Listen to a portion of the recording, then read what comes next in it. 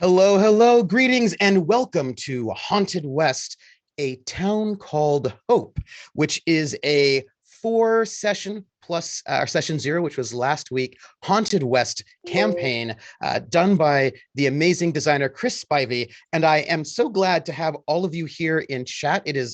I'm going to say it's lovely to see your faces, but I actually can't see your faces, but I can see you in chat. I can imagine your beautiful faces, all of you in chat. Welcome. Thank you all for being here. If we have wonderful people joining us from the Twitch front page who have never seen us before, welcome in. This is Roll20 app, which is a virtual tabletop, which allows you to play role-playing games with people who are not in your physical location, which is one of the best. I have, in this time of the panini, being able to play with people has been wonderful, and Roll20 has been one of the best ways to do that. They've got dice, they've got maps, you can do lots of different things. You can also use it with your friends in person if you just really like their maps and music and tools. So we're using Roll20. We're sponsored by Roll20, running this amazing game called Haunted West by Chris Spivey from Darker Hue Studio, which is available over at his website, and there will be a Roll20 version coming it's open for pre-order right now, and it will be coming in next quarter. So before we get into all the amazingness, which is Haunted West, I feel like the first thing we should do is introduce our players. Dearest players whom I love very much and who I will not terrorize with scary things and bad guys for the next 3 hours, but I will. If you might introduce who you are, say hello, who you are, and if you would say to the folks who you are playing and what your character's favorite food is, that would be lovely. So who are you? Who are you playing? Tell us something about your character, and what is your character's favorite food? And let's start with Honey.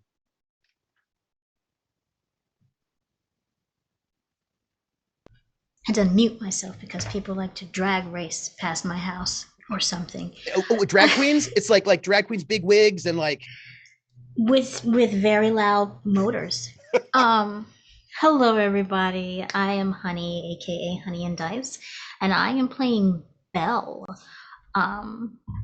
Belle is a kind-hearted enigma who can find what needs to be found, and her favorite food, and I don't know if anybody will know what this is, but if you do, good on you. Her favorite food is something called kalas.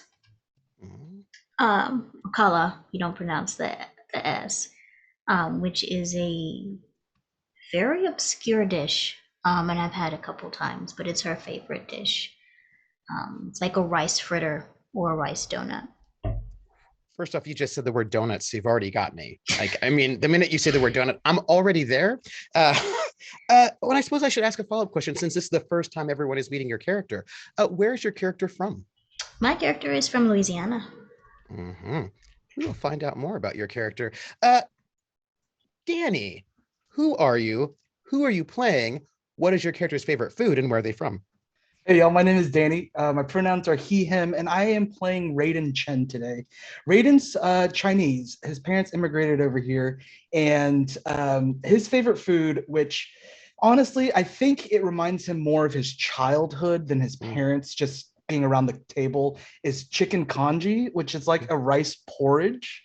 It just feels good to the soul. It works when you're down. It works when it's cold outside, and it just fills him up with nostalgic memory, but also a full tummy, which is always a good thing, especially when you're dabbling around, because he's a gadgeteer. He's always mingling with things, so it's like the perfect source of energy.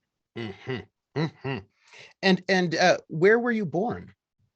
I was born in the States. But where? Oh, but where? Yeah. Ooh, I didn't think about that yet. I just want to know. What's the town that we're in right now? Hope, but it's a new town. But you're in Texas. You're in never eat shredded wheat. Western Texas. Sorry. Look, I know my north and south, but I always confuse my east and west. I'm like, which one is the right in the It's in Western Texas, Yeah, right in the Western Texas territory, right by New Mexico and the state of Sequoia. So it's right up in the little corner. I gotcha. I don't think Raiden was born in Texas. He might have been born in California whenever Mm, his parents got off and when they immigrated over here. nice, nice. All right, all right. Quinn, by the way, in case you want to know, I'm just going clockwise on my Zoom screen. Quinn, who are you? Who are you playing? What is your character's favorite food and where are they from?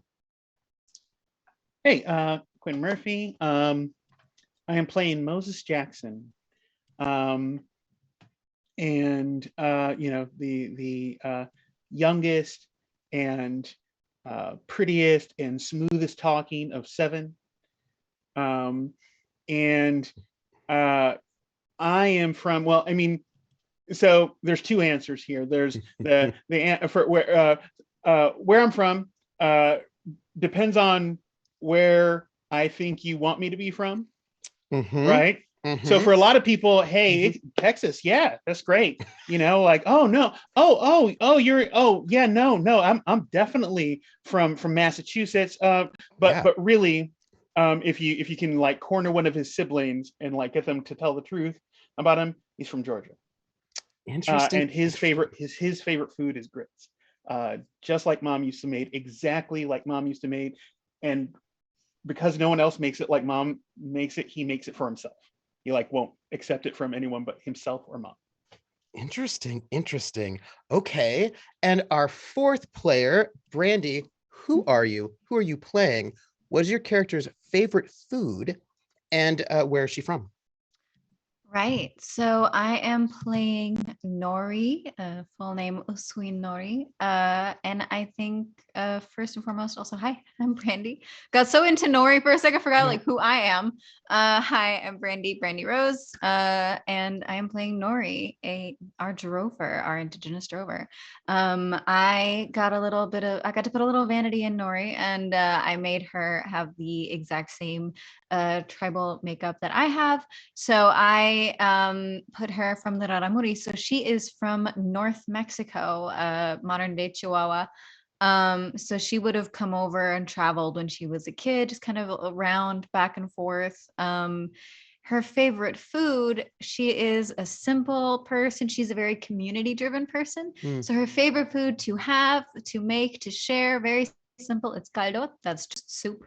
Caldo, the way that my family makes it, the way that most people make it, it is a chicken or a veggie broth with just you know how like in chicken noodle soup, there's like the little chunks of chicken. You get a little chicken in every spoonful. No, we put an entire chicken breast in each bowl per person. So this is nice. a giant pot of veggies, of potatoes in broth, and then just like depending on how big your pot is, 8 to 12 whole chicken breasts Nice. that you boiled in the soup. So everybody gets a whole chicken breast in their bowl. It looks, if you're not used to that kind of stuff, it looks a little bit like jarring at first. They pour you soup and you're like, oh, how nice. And boom, it's like, okay, all right. And then you eat it with your, fork and spoon. And it's a very easy thing to make a big batch of. It's something you can whip up quickly. You can use different veggies depending on what's near you. And it's just a really nice community meal. That Oh, is so also, nice. oh yeah, sorry. I didn't notice that the pronouns have changed, but yes, it's Brandy and IRL. I use they them, but Nora uses she they. Um, by the way, rock on, love it, love it. And all of you folks in the audience, I am Trooper SJP, and I will be your balladeer for this four shot. I am, as a balladeer, I don't think I'm allowed to have a favorite food, but there is someone who is at the place where we will show up, and that person's favorite food is chili, but a good Texas chili with no beans and far too hot for anyone to actually be able to eat comfortably. But we will meet that person when we begin. So let us open up our curtain on the town called Hope. The year is 1869, and this is the Haunted West, an alternate history created by Chris Spivey. And how does this history differ from the one that we know? Well, let me say, there were a couple of things that have changed between this place. In 1865, a meteorite strikes the earth and it shatters Earth's veil, bringing magic back into this world. Now, you might think that is the big event that changes everything, but actually, it isn't. In April of 1865, as the Civil War rages on and forward, there is an assassination attempt against President Lincoln. And I don't know if you were taught this in school, but the assassins, there was more than one of them, and they weren't just aiming at Lincoln. They were aiming at Lincoln and also the Vice President Johnson, and also the Secretary of State. And it was a plot to try to sort of end the Confederate War, the Civil War. And in our history, Lincoln is assassinated, Johnson survives, and the Secretary of State is clipped but doesn't die. In this world, Johnson is also killed. And that one thing changes everything.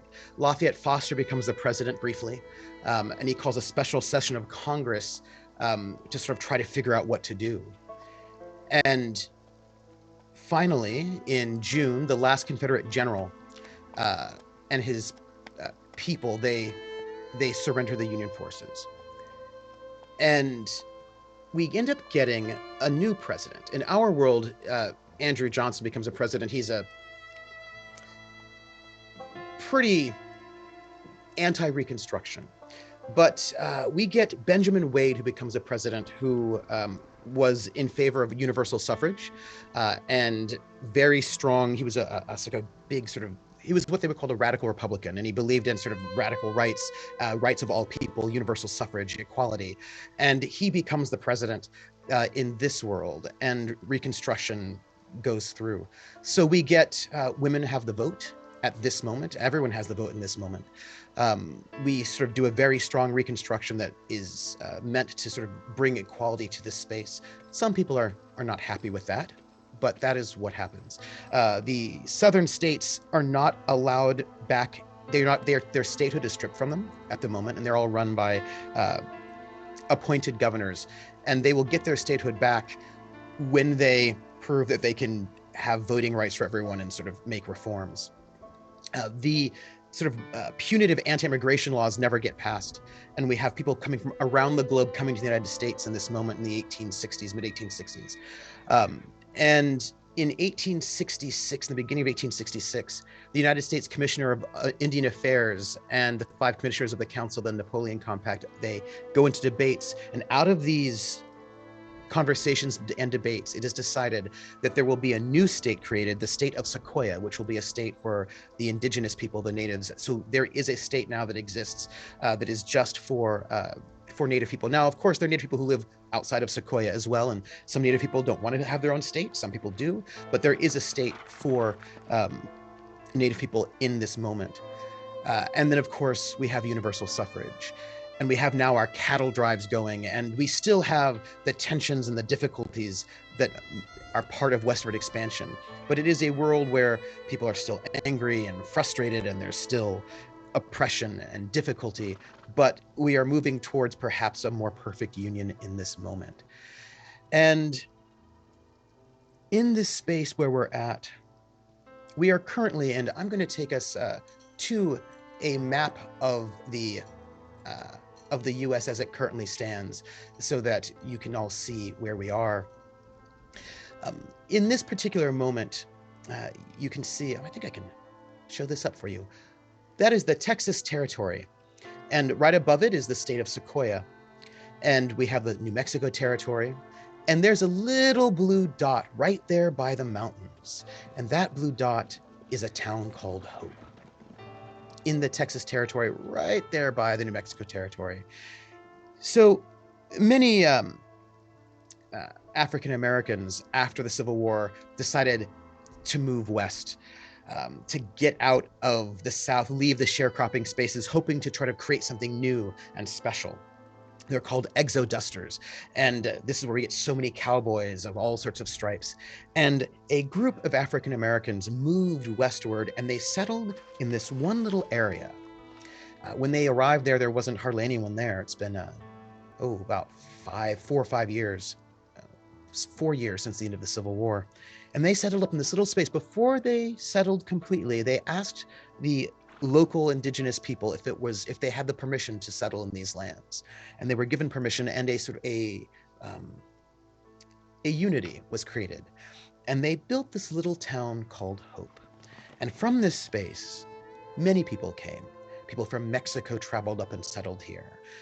People from all over actually settled in this little small town called Hope, which started off with 30, 40, 50 people, and eventually it had 200 people in this place.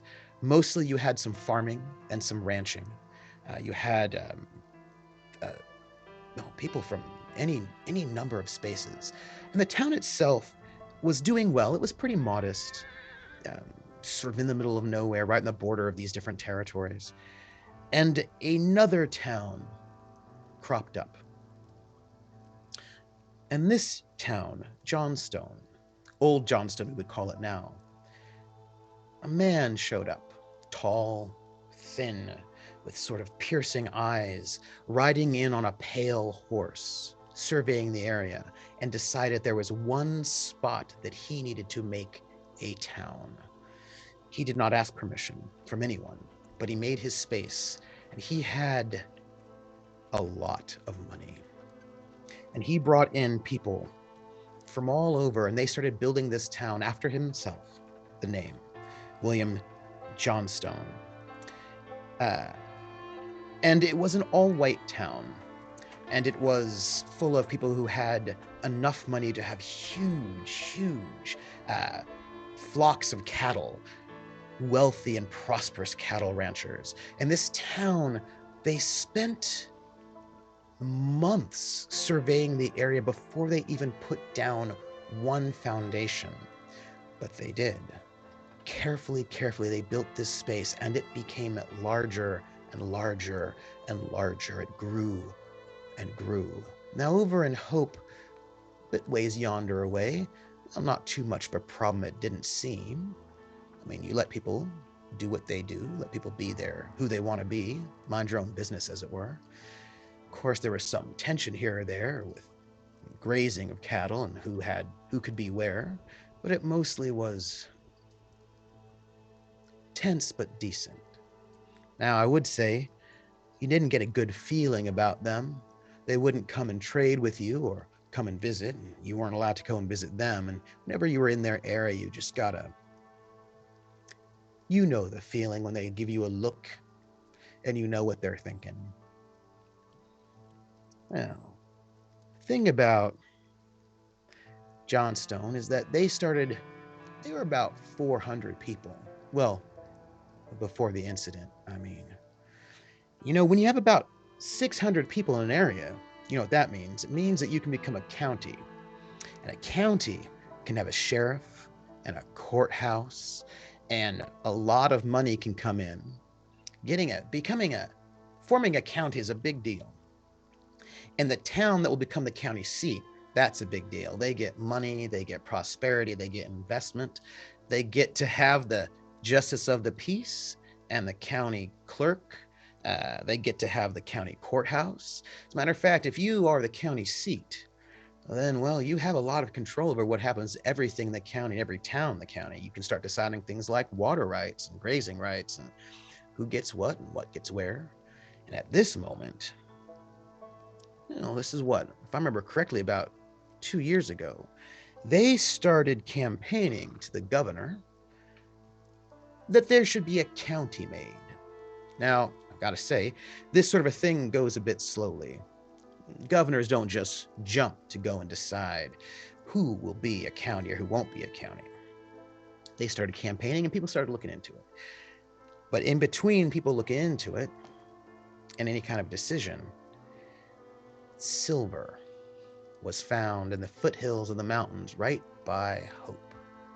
And a town that was about 200 people very quickly became about 400 people. Very quickly. People and prospectors and miners just flocked everywhere, in a small town of Hope very, very quickly became bursting at the seams with people from everywhere. Now, this might be, well, good for Hope. Now, I will note that Hope does have some sort of growing pains. It's a little bit difficult finding housing for everybody, and sometimes there's fights in the saloons and in the streets, but mostly you're trying to work it out. Now, you know who this is not very good for, though? Old Johnstone. Why? Because when you find out who the county seat is, you do it by a vote. Everybody who lives in the place where you want there to be a county, they vote to see which town they want to be the county seat. When Johnstone proposed making a county, they had twice as many people as Hope did. Then after that big silver strike, well, it was about the same amount of people, which meant what they thought was a sure thing, they'd be the county seat, well, didn't look like a sure thing anymore. And all of a sudden, people started getting threats in your town. Some of your wells got poisoned. Some of your cattle went missing. A number of people would ride up from Johnstone and they would threaten you all with their rifles, and they'd say, you might want to leave this area. After one too many threats, the city of Hope, well, the town of Hope called out for someone to help them. Some of those people are right here at this table. And they went to go and maybe just do a little bit of pushback on Hope, on Johnstone, because Hope was a little bit tired of having their cattle rustled, their wells poisoned, their people threatened, their buildings burned, shot up, intimidated. So they hired some, well, wandering heroes, I suppose. And those heroes then, well, they went to old Johnstone. I remember, Moses, you were there. You were hired, were you not? I was. You went. You did. Who'd you go with? Went with Belle and Raiden. Well, I think Belle wasn't there just yet. I think she showed up a little bit later. Oh, okay, yeah. Oh, but I'm pretty sure Raiden was there. Yeah, definitely. Now, you were just going to do something small, were you not? Just to go and maybe dissuade them from threatening the people of Hope? Isn't that right? Yeah, I was going to use my talent to just scare them. Scare them. Something small, right? I mean, in so far as any being from the other world is small, but yeah. Being from the other world. Some people might call them, well, demons, right? I mean, yeah, some people. Some people might. Mm-hmm. Now, just a little bit of a scare, maybe like a little bit of a fireworks or something. But it didn't work out that way, did it? No. Not at all. Actually. What happened? 2 years ago. Well, first, that demon was, we were talking about a small thing. It was not small. It was bigger than a house. That was not what I drew up. No. Strange. And I never had. I was supposed to talk to that thing, but it was never going to listen to me. No. I mean, I don't know. I was there, and I remember that demon. It just grew to such size. I don't know how that happened. And I remember it started moving towards the town of Johnstone, old Johnstone. And Raiden, what did you do? I was there setting up some surveillance just to make sure that we have some proof of what's going on. I had just whipped up one of the first cameras that could be triggered by movement. Just making sure things, if they wanted to play any games or come over to our town, I wanted to make sure that at least we had proof that it was them. when I was looking through some of the footage, um, it, I couldn't even explain really what I saw. And I don't really like to talk too much about it because I like to just stick with my sciences. But we do have some photos of something weird, that's for sure. Yeah. Now remember, I mean, I could see it from Hope. When the town set fire, it was huge. I could hear screams as the town just, everything exploded in a green fire, I think it was. Never seen nothing like it, really. If I remember, people who were passing by came in to help. I think that's when Belle and Nori showed up. Is that right? Hmm. Now, what did you two do when this town exploded? Well, I was just passing through when I heard screams, and I can't say no to somebody in need. So I rode on up, and that's when the explosion, the flames took over the sky. And first thing I did was ride on in on my trusty steed, Ariche, and I started gathering up, kids, wounded, injured, and getting, my horse ferried them out while I went in and tried to just get people out. Oh, that's right. You went in there, didn't you? Mm-hmm. Trying to help people get out. Oh, I remember. I heard about you. You were the one, weren't you, who saw that thing? You're the one who saw the ghost riders. And if it weren't for Ariche coming back and dragging me away from them, I would have gone with them. But They called to you? called dragging your soul. Yeah. It's like being hypnotized, if you believe in that stuff. No. I'm sorry to ask because it makes no sense to me, but what were the ghost riders doing in the exploded town of Johnstone? That seems strange, doesn't it? I mean, Is there a scene where ghost riders don't seem strange? Well, I suppose that's true. Just seems odd. Just seems odd. Now, Belle, you were there, trying to help people, right? Mm-hmm. I'm good at finding things that other people can't find, and when there's children or small pets and things that maybe still be in the buildings and so on, I'm really good at getting in. Good at getting into small spaces and coming out. Hmm. But there was something I couldn't prepare for, though. What was that? Well, I've been pretty good at observing things, but that wasn't a normal fire. Fire's not green. Mm-mm.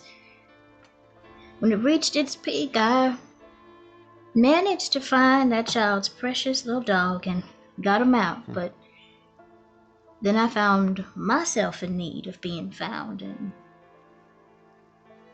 don't remember much after that.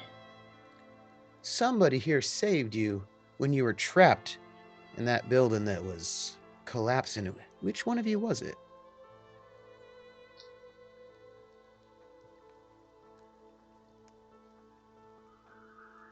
I really don't like to think about that time. I was scared, but I just saw Belle run into that building, and I knew it couldn't be good. And we both almost didn't make it out right before the collapse. And honestly, it's again that time isn't something that I much like to think about. Do you know what I remember? I remember I rode up to see what was going on. I mean, a bunch of us did. And I remember survivors of that fire on the edge. I remember seeing you, Belle coming out, and I remember Nori being dragged back away from something. I didn't quite see what it was. And then I remember the wail, that sound. I'd never heard a man yell like that. That was William Johnstone. I remember him in the center of his town as it burned all around him, and he was wailing. And he was saying, "No!"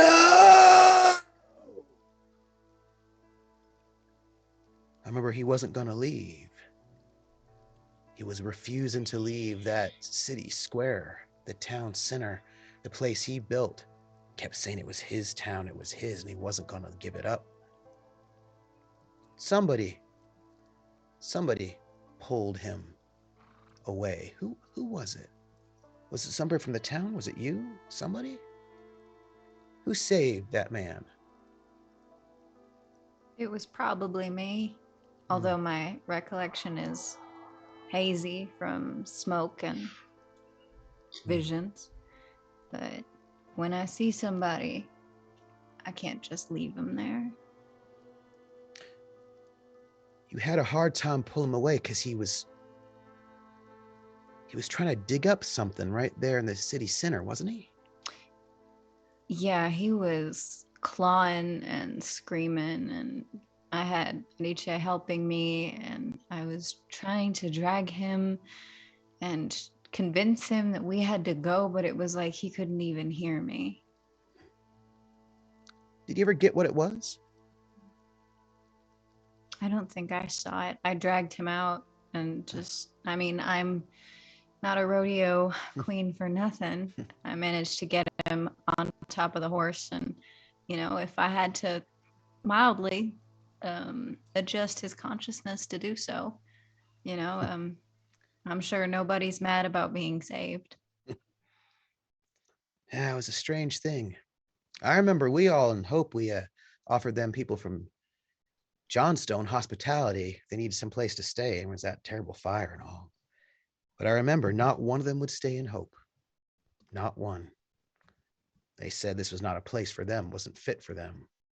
They were too fancy. And I remember one by one, each one of them left. That was 2 years ago. Figured we'd never see him again. Johnstone, old Johnstone.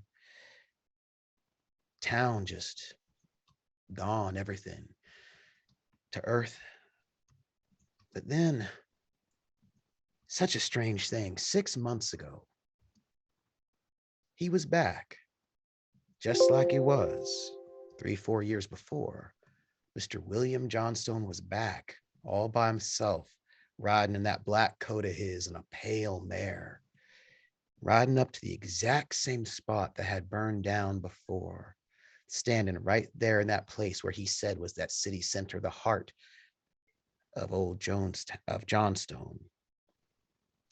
And he came to rebuild that town. I remember. They gave it a new name, Johnstone's Refuge, and he rebuilt it, every single building, exactly the same way as it was before.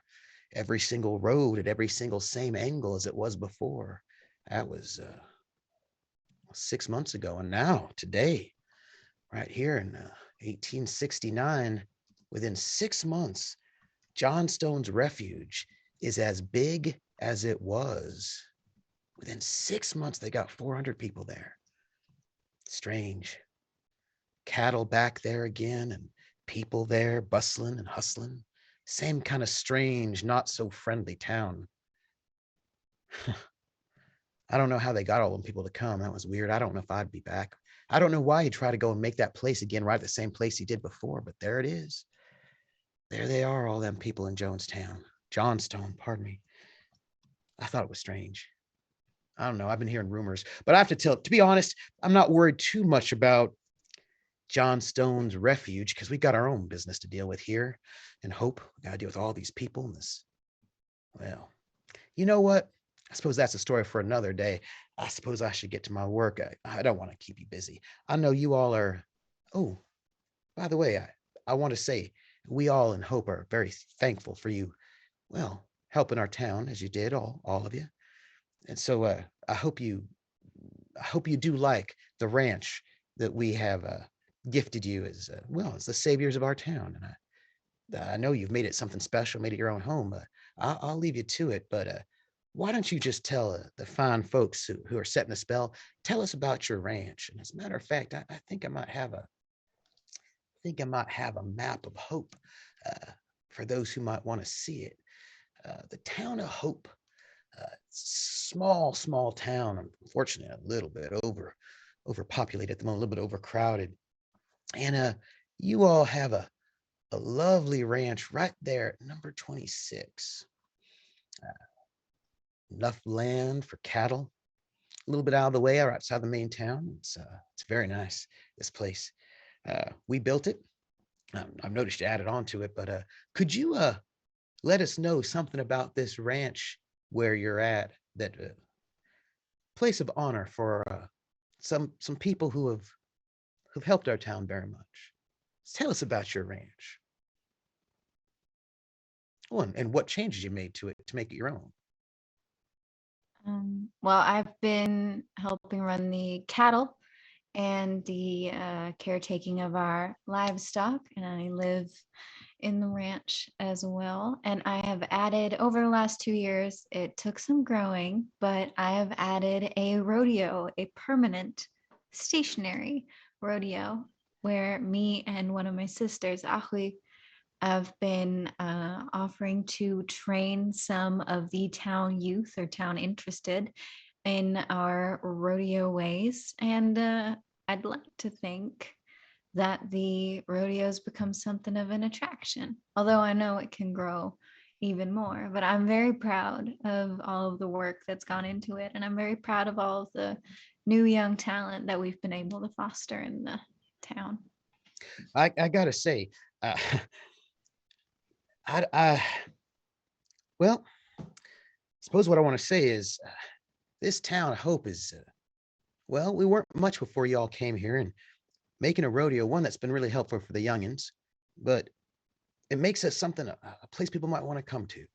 Now, I'll say this, we don't really have the best roads up here. We're out in the middle of nowhere a little bit, but people are traveling, the trails are getting better.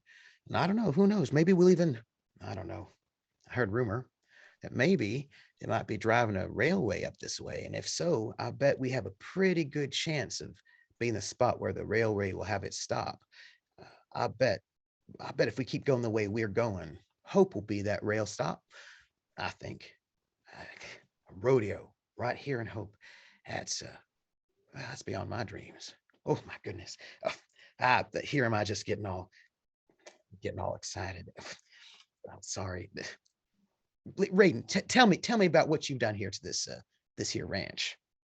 Yeah, it's actually, I was inspired by Nori. The way they just built this rodeo. I kind of wanted a little space of my own as well, and I got really excited. So right next to the windmill, I set up a little workshop. It's a little messy, but I know where everything is, and it's my own place where I can try to come up with these wacky experiments. Oh, well, I have to say, Mr. Raiden, we here in Hope are much obliged to you. And I got to say, I don't think we'd ever even be able to do the kind of mining that we're doing if it hadn't been for you. With you, I mean, what do you call that thing you did? That sort of a, I don't know, some sort of a, what do you call it? Some sort of hydraulic, some sort of automated sort of a thing that helps us get in there to that mountain. Oh, are you talking about the silver wheel? Yes, yes. Yeah, it started off as a drill, and all you had to do was add just a little bit of power behind it, and you can get right into those silver mines super easy. Oh, that's I gotta say, I don't know, without this rodeo and you helping those mines, well, it's been pretty impressive. Well, pretty impressive, but I gotta say, Mr. Jackson, your contribution to this town of Hope has been well, well. My goodness, I suppose I should just ask about what you've done to the ranch house you got. And I mean, I suppose nobody needs to know about the saloon. Well, I mean, you can say what you want about your place here, sir. I mean, I don't know anything about what goes on in the saloon, Oh, of course not. but I can tell you about my guest house. Oh, It's great. It's a guest house, right at the edges of the ranch. There's no beds. Um, you've never seen another living soul in there but me. But I just bring the kind of guests that we can, talk. Got out of control once. I figured I need to practice a little bit, oh, a lot. yeah, Um, and uh, you know, uh, there are things out there on the borders, on the perimeters, and yeah. we try and my guess try and keep those things out of hope. You know, I'll say this.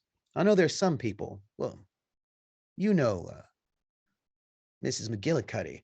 She don't always approve of, well, whatever it is goes in that guest house with the guests you have. But I will say, we haven't had much of a problem with, well, what'd you say? Varmints.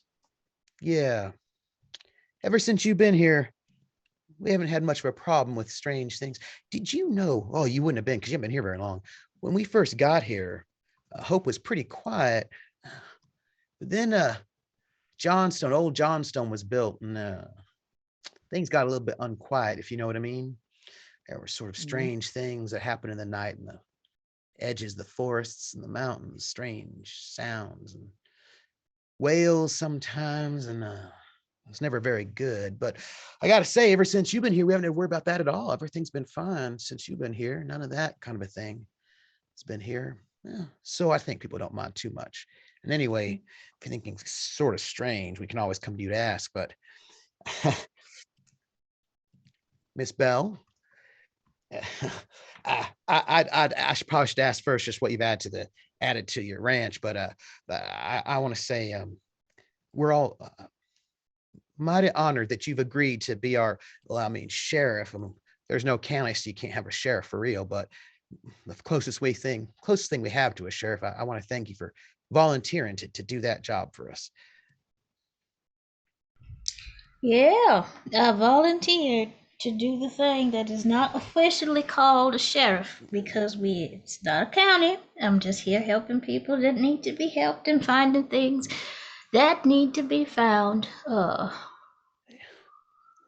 Oh, that's why the ranch is my place of peace. That is my sanctuary. I have my own little garden so I can have my herbs and my vegetables in it and get what I need.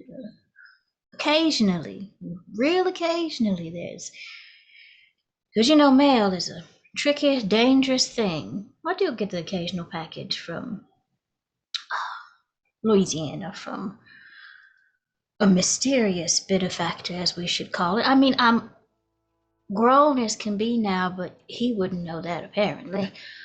Um, make sure I get a few things I need, a little bit of filet and stuff to keep people fed. Of course. Well, oh, oh, I'm so sorry. I see you're all sitting down for dinner. Mm. I shouldn't stay too long.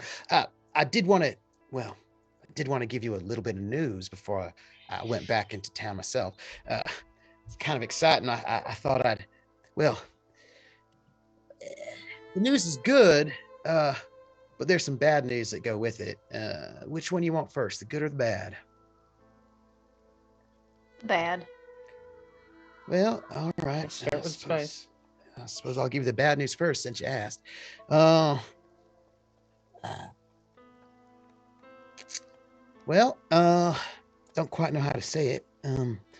Remember about 2 years ago when we hired you because old John Stone was maybe acting up a little bit? Mhm. Well, they've been real quiet for the last 6 months since they moved back in and reproduced everything. The buildings have got the exact same shade of paint as they did before too. They reproduced the whole place exactly it was. Weird. You think they maybe tried a little bit of difference or something, but no, everything's exactly the same.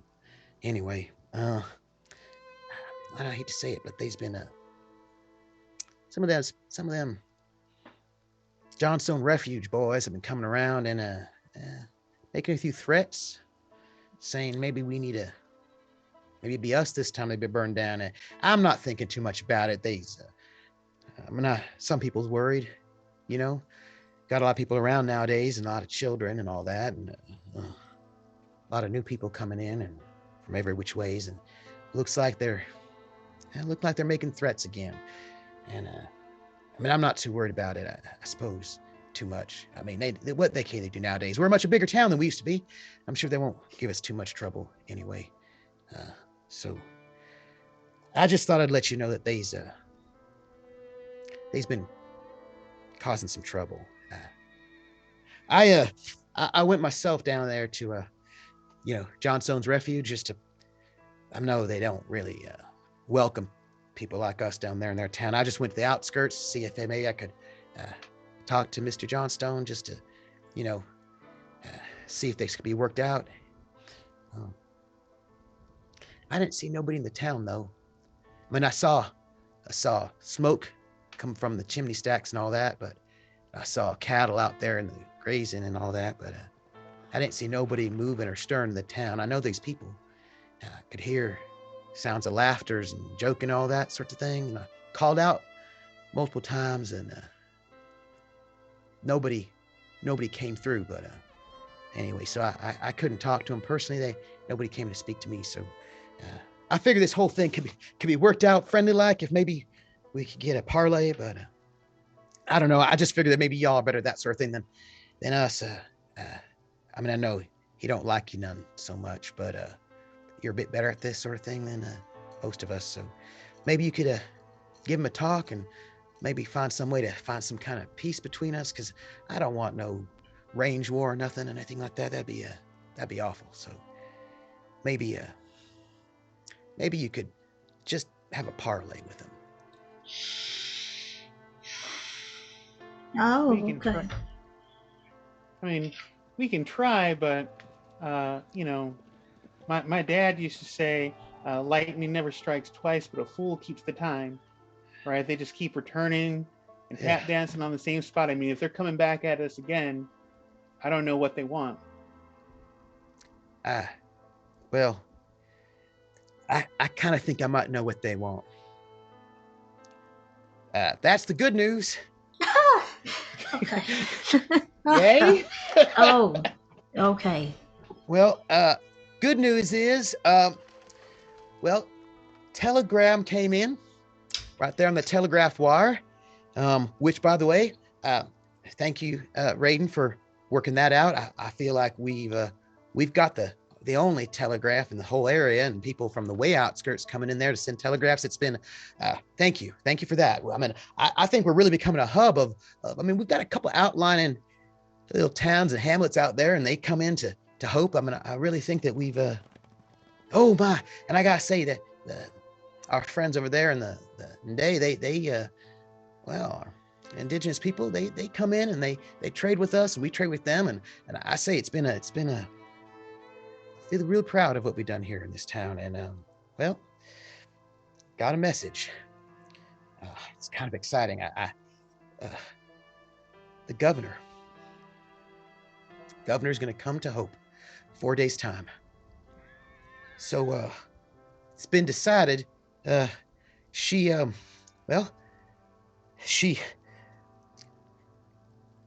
said that we've been doing so well here in this area, and with such two huge town, Johnstone's Refuge and Hope and some smaller hamlets, that we certainly are worthy of becoming a county.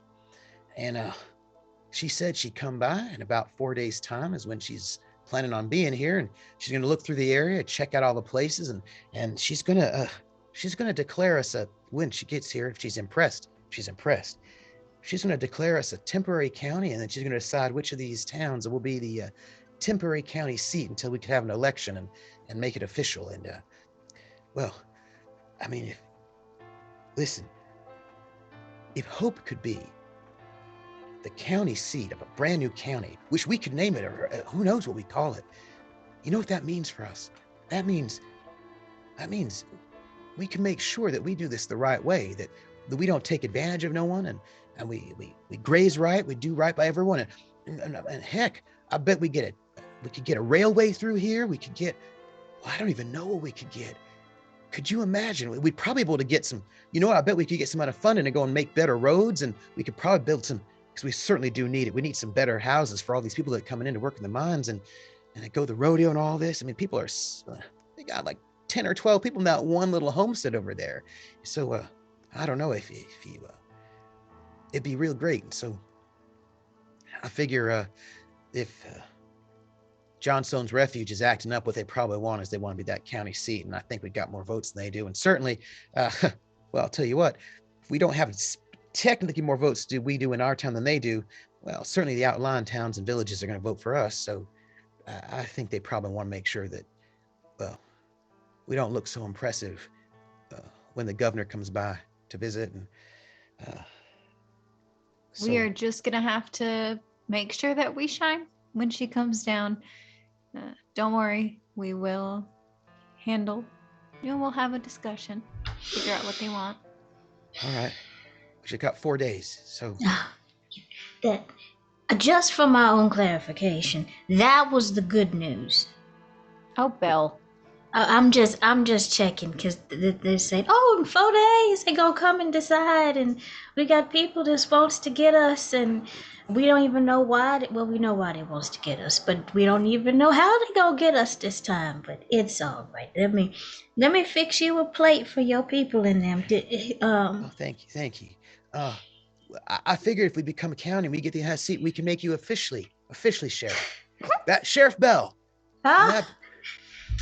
Yeah, everybody always trying to give me a title. That would be my honor, because that's what I came out here to do. All right.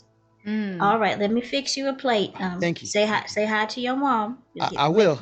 Might be okay, and make sure. Yeah. So I gotta ask you one last question though, and Belle, I figured you might be the best one to ask about that. It's about my mama. Mm-hmm. There's a bit of a bit of a fight going on in town. My mama's involved.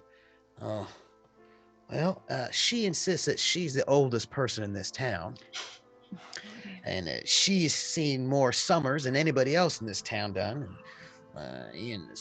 Well, I gotta say that, Mr. Williams says that he's the oldest one in town, and well, he says at 93 he's older than nobody else. But my mama insists that she's 105. She insists she remembers look, she's getting real mad. She says she might make a hex and everything. I mean, she still speaks the old language back from Africa. She weren't so young when she came over. She just remembers everything about back there.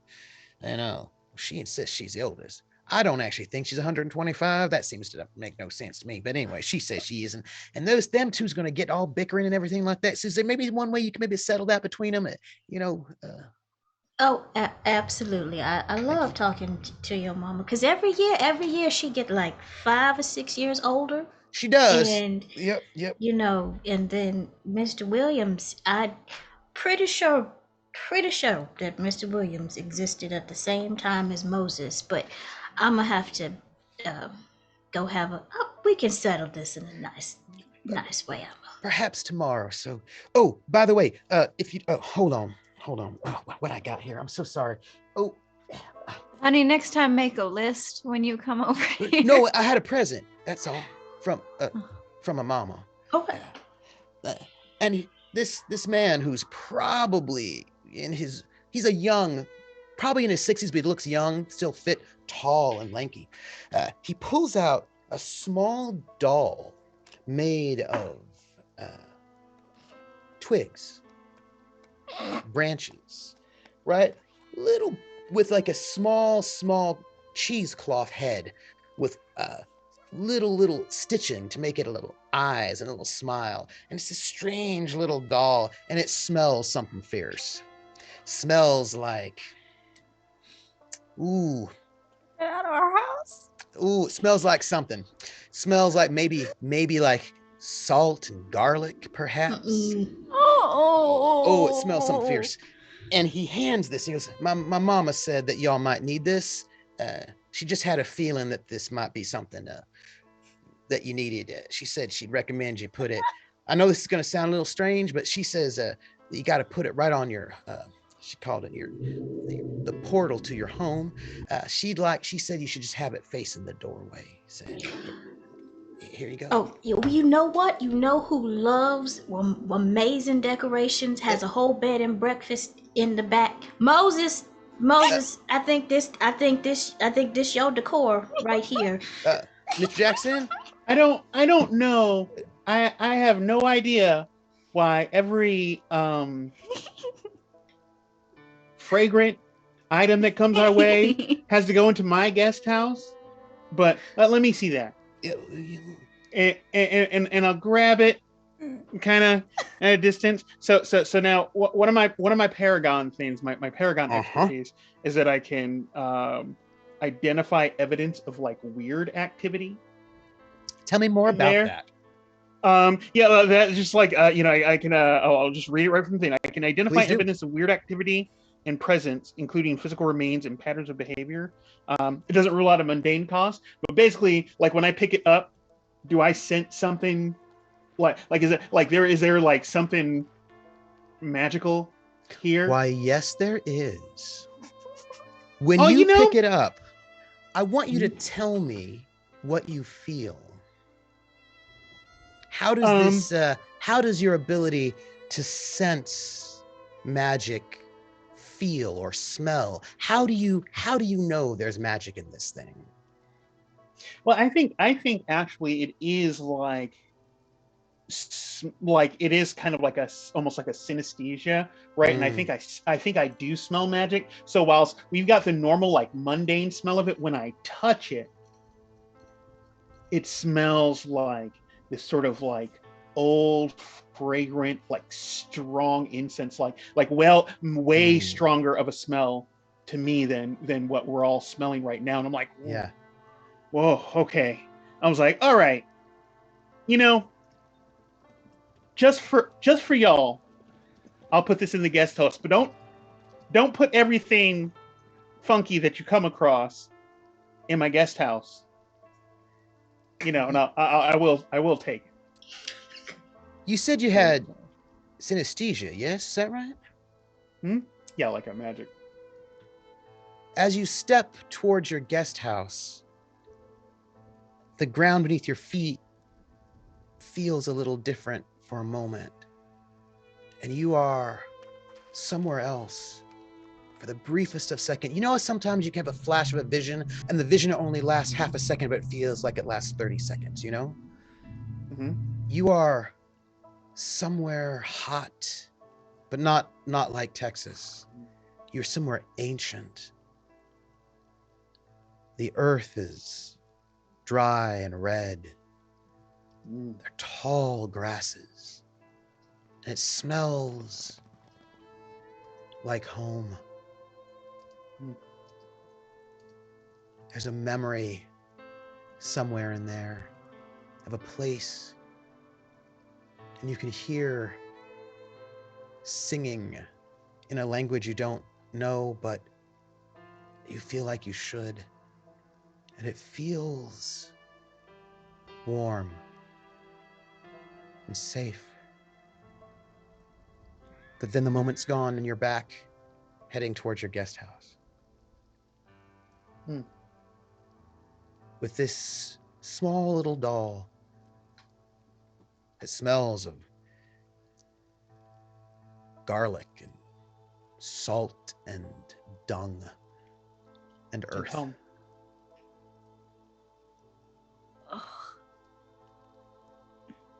And he goes, make sure it's facing the portal, the entryway.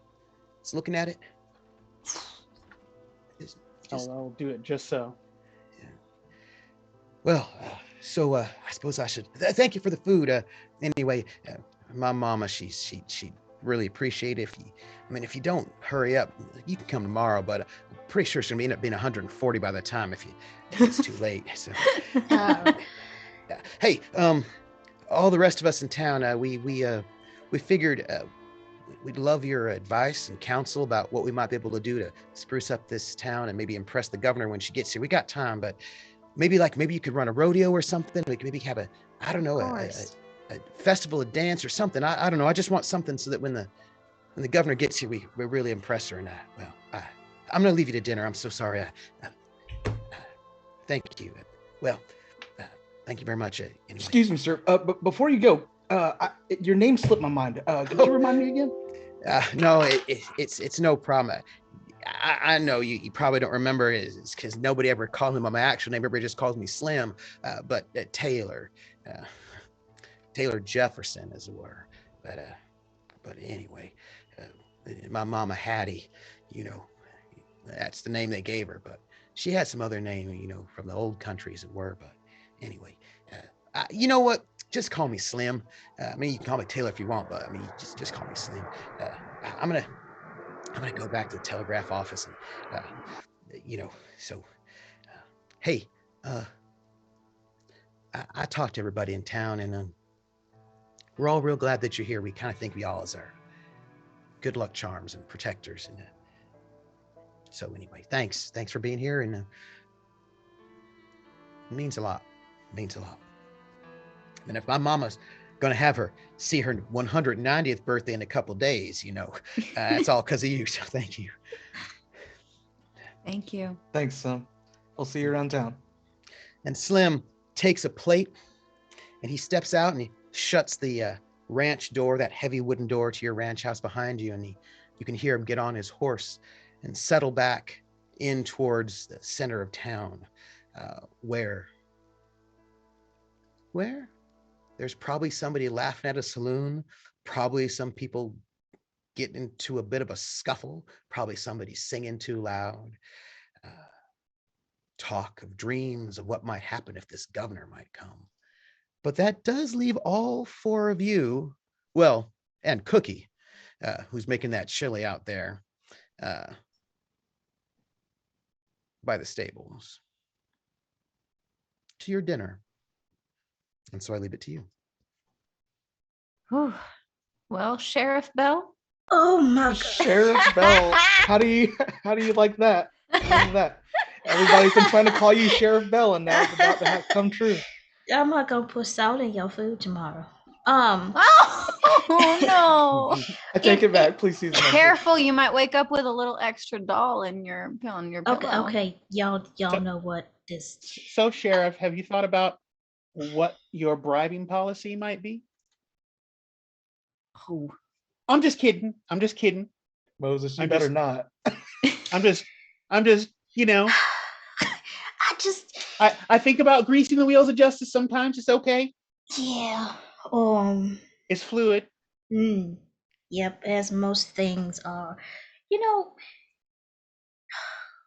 Why every time somebody come and visit us, it can't be like, hey, here's some stuff and here's the news, and they just go. It's a whole production every time. I feel like I should get the food ready and we just sit there with it and just be like, here we go, like watching dinner in a show. Because at this point, we should be used to it. It did feel like dinner in a show.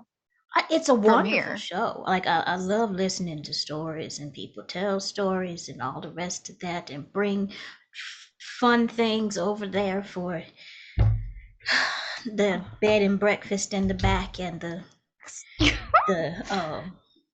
you have got to stop calling it that when we have company. There's only so much I can stifle a laugh. I meant the show on your face when he pulled out that. I'm right there with you. I am, but I can't see my own face. And dinner is, because it's not a special occasion, so there's probably just some dirty rice, some type of roasted chicken, and some vegetables and so on. Just simple kind of fare, but hearty, well-seasoned fare. And she's just like, I'm gonna have to go see Mama Hattie tomorrow, and that's always a thing. It's a fun thing. It's a fun thing, but again, by the time she starts talking about what the flood was really like, I am I cannot wait for my Aunt Bahui to be back in town. I wonder what age they could be if they bring in her, I don't know, 208th birthday next week, and my Aunt Bahui, who's been 40 for the past 5 years. I wonder if between them, if the earth will just stop being, if time will Well, just freeze. I'm just surprised Mr. Williams is arguing about it, because Mr. Williams is always sidling up to anything or anyone that looks somewhat attractive with a flower and everything else and talking about years of experience. So I'm just trying to figure out how all of that got Well, started. maybe the flower didn't work for Miss Hattie. That's bold. I gotta give it to him. That is bold. That's um mm. And not to bring down the mood, but I can't get my head around what's going on with Johnstone. 2 years later, all of a sudden, they're back to where they were. It sure is strange. In 6 months too. That's not natural. I don't even mean, like, I don't know anything about the hospitality business like our good friend Moses here, but what I do know is natural things and how time works, and 6 months is awful fast. And isn't it weird that Slim didn't see a single soul? I mean, you can't even walk down Hope without seeing, well, Miss Hattie or seeing Slim, or you can't. And she pauses, like, and just hesitates over a name, just kind of like stumbles over and goes, and yeah, I mean, you can't avoid anybody and anyone in this town. No. But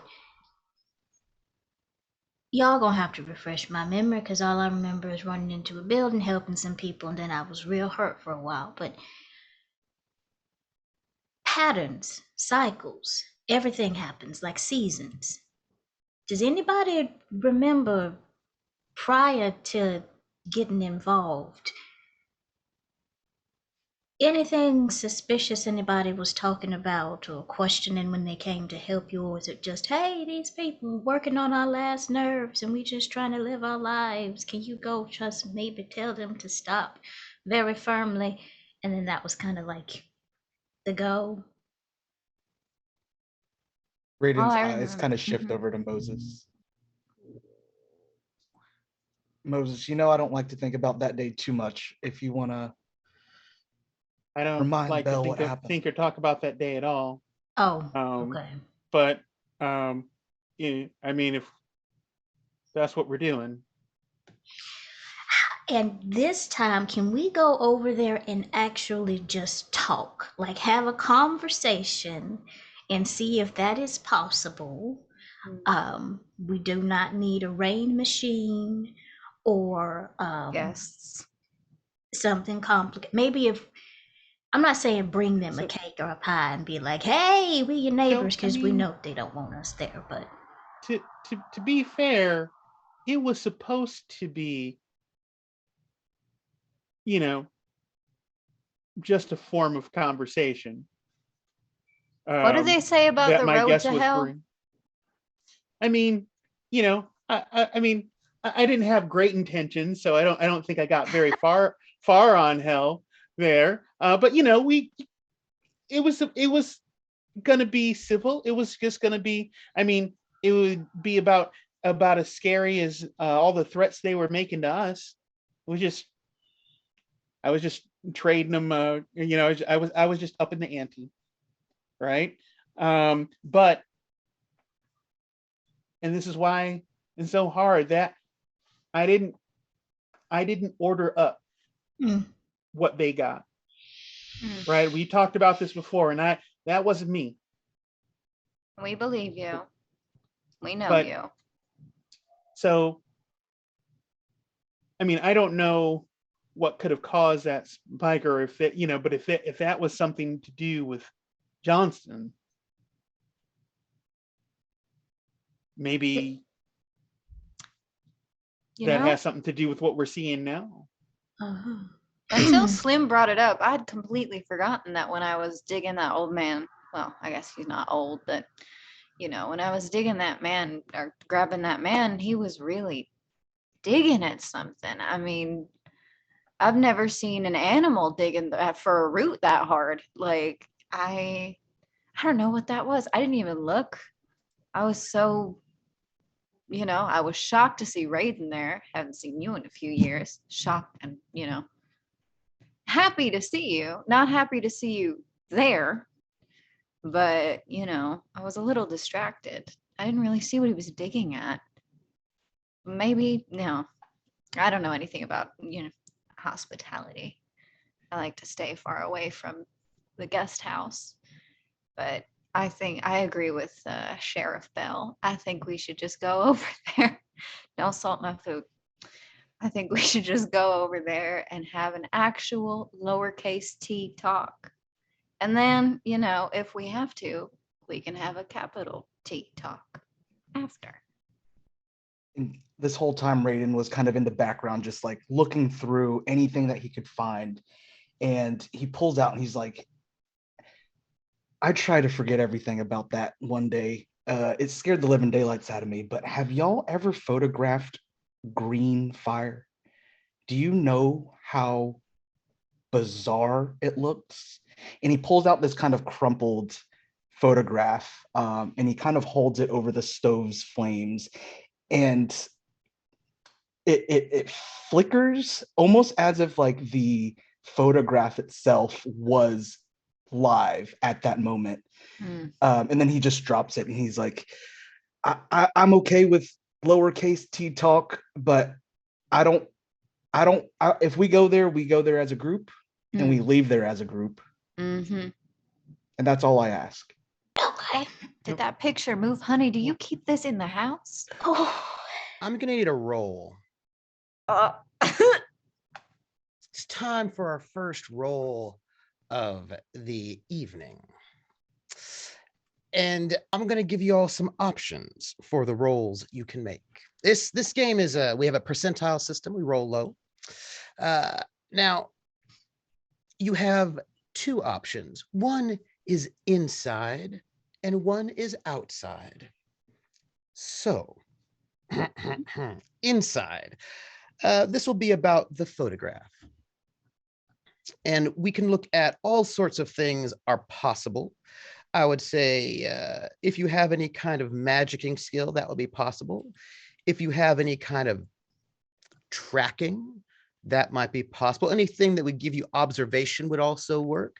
Something that would let you know about the land, the earth, any kind of natural sorts of skills or observational sorts of skills or magic, perhaps. And then for the outside, for that, I would say observation. Each one of you may make your choices, inside or outside.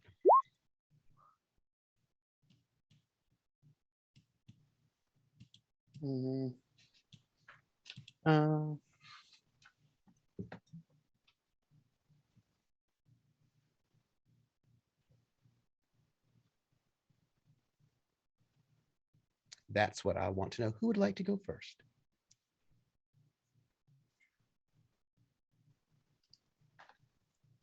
I think I got a success. It's a success 15. Oh, well, hold on there. Well, let's see what you got. So you got a 15, and that is in tracking. Mhm. All right. Now, Danny, you got an observation. Were you going inside or outside? I was going inside with the photo, but I think it kind of makes sense that I failed because I kind of freaked out a little bit. Oh, yes. We'll talk about that for a moment. Oh, ruh-roh. Honey, you got 4 jacks. That's very impressive. Inside or outside?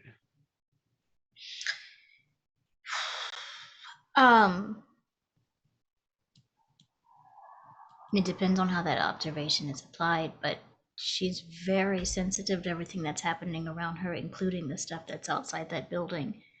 So, from a narrative perspective, I think it would be outside for her. Absolutely. And I feel like we do not yet have a roll from Moses. For inside, could I use like research possibly, or no? Or Yes, considering the kinds of things you research, yes. yeah. If it were somewhere else, I would say no, but I know what you do. Yes. All right. Let us frame it this way, because we're about to go to break, and this is about the time that you want just a little bit of pleasant things that make you feel better. You said that you dropped that photograph, did you not? I did. And that it flickered slowly to the ground, Don't you set my house on fire. and it sort of moved a little bit as if it were itself on fire or alive.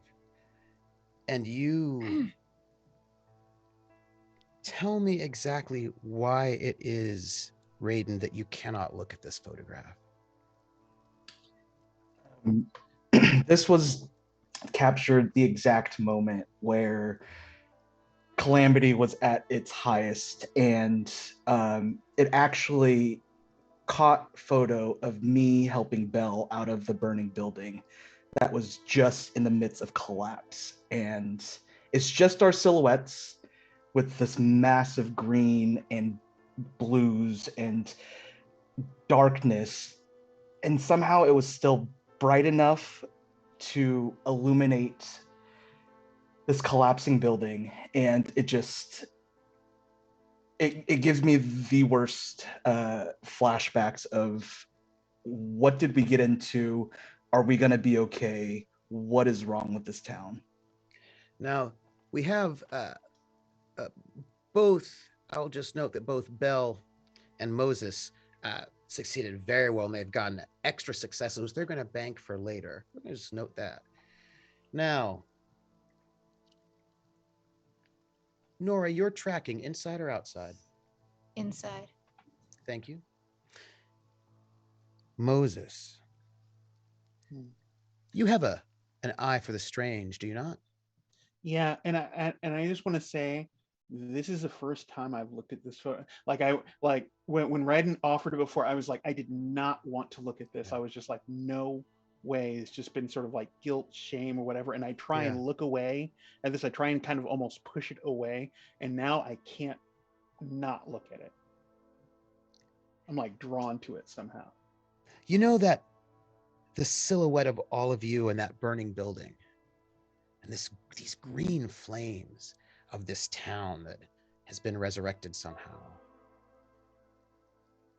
That's not what you see. That's not what strikes you about it. It's the town itself. It's the streets of the town. Because in this one moment, the town itself, as you can see, the fire, these flames streaking down.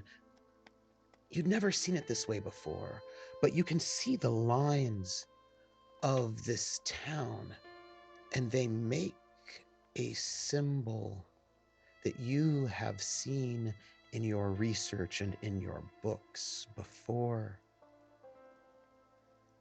The layout of this town seems to be in the shape of a strange, looks sort of like a four, perhaps, like some kind of fork.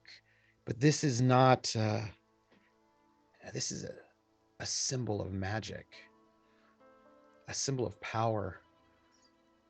This is deliberate, nothing you would notice, but in this photograph with everything lit up in fire, plain as day, a symbol of power, one of,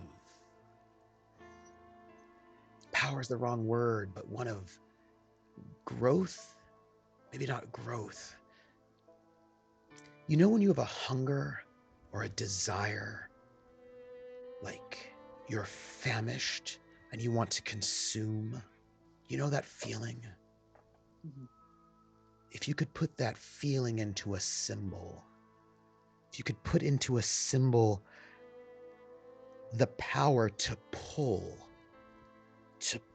everything to you, it would be that symbol.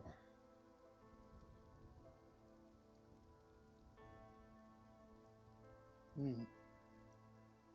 And Nori, you track. You've been around here, this area, have you not? You've traveled, you've ridden.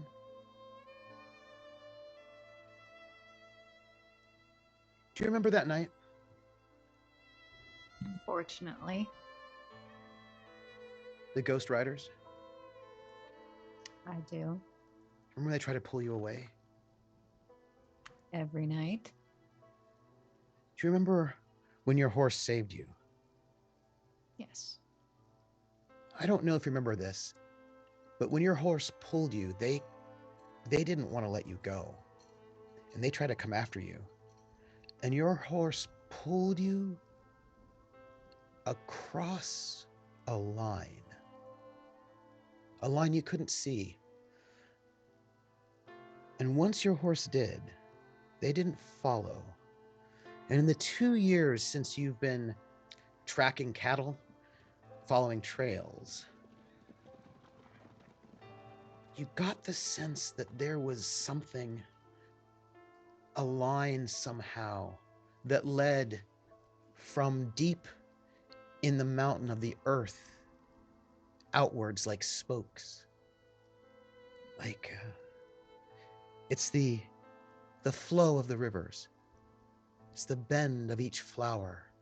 It's the way the trees move, and it's as if the mountain itself, this mountain range that you're at, nestled here at the bottom in Hope, as if the mountain had veins, as if it had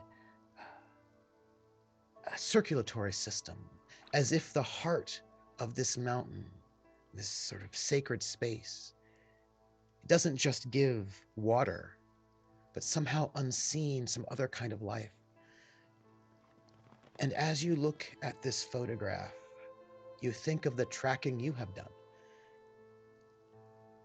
and the lines of life connected to the earth of this place. You see one in that photograph. What do they call those things? There's a word for it. There are different words for it in different languages. Different peoples have different names for it. I think the old Europeans, I think they call them, oh, Moses, you know what they call them. Ley lines. Mm-hmm. Mm. This town of Johnstone's Refuge, built in the pattern of a symbol of consumption, sits right on the artery of a sacred ley line leading deep into the heart of this mountain.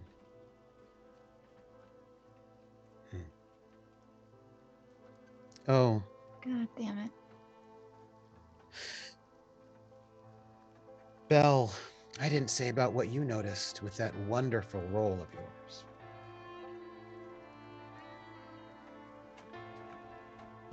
It's not the inside that you notice. It's the outside. Out in the dark. Maybe it's the rustle of cattle, a sound. Out there by the pen. One of the horses, perhaps.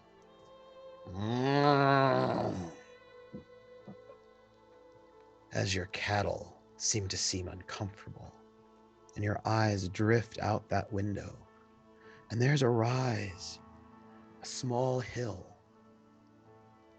and on the crest of the hill, you see, illuminated in the moonlight, a pale horse. And on that pale horse, a tall, thin figure all in black, a long coat, a fancy hat. His face you cannot see, only the illuminated light of a cigar, casting a red glow in the night. It is, if it is not anything, that is not Old Scratch. It is Mr. Johnstone himself,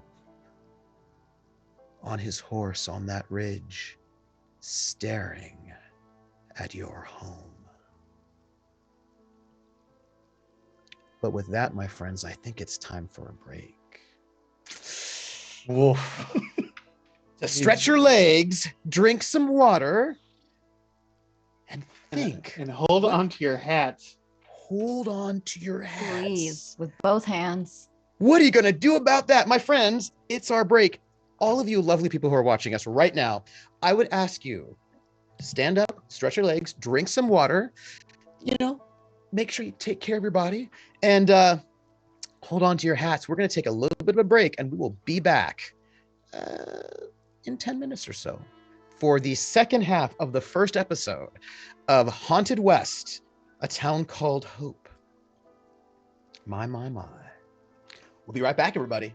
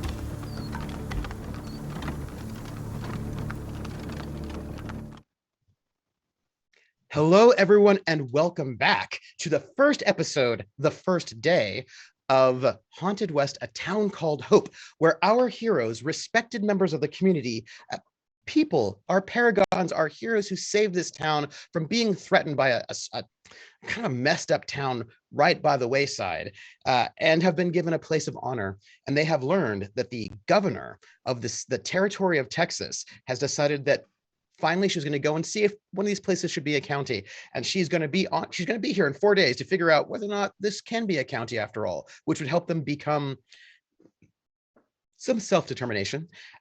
Unfortunately, this town that had once existed that blew up in a big fiery ball of badness, probably because they were playing with weird magical ley lines, making the whole place a little bit too volatile, exploded terribly, but was rebuilt 6 months ago by the same man. And once they realized that this old town, Johnstone's Refuge, or this rebuilt, resurrected town, a resurrected town, such an interesting phrase, is back on the exact same spot in the exact same ways it was before.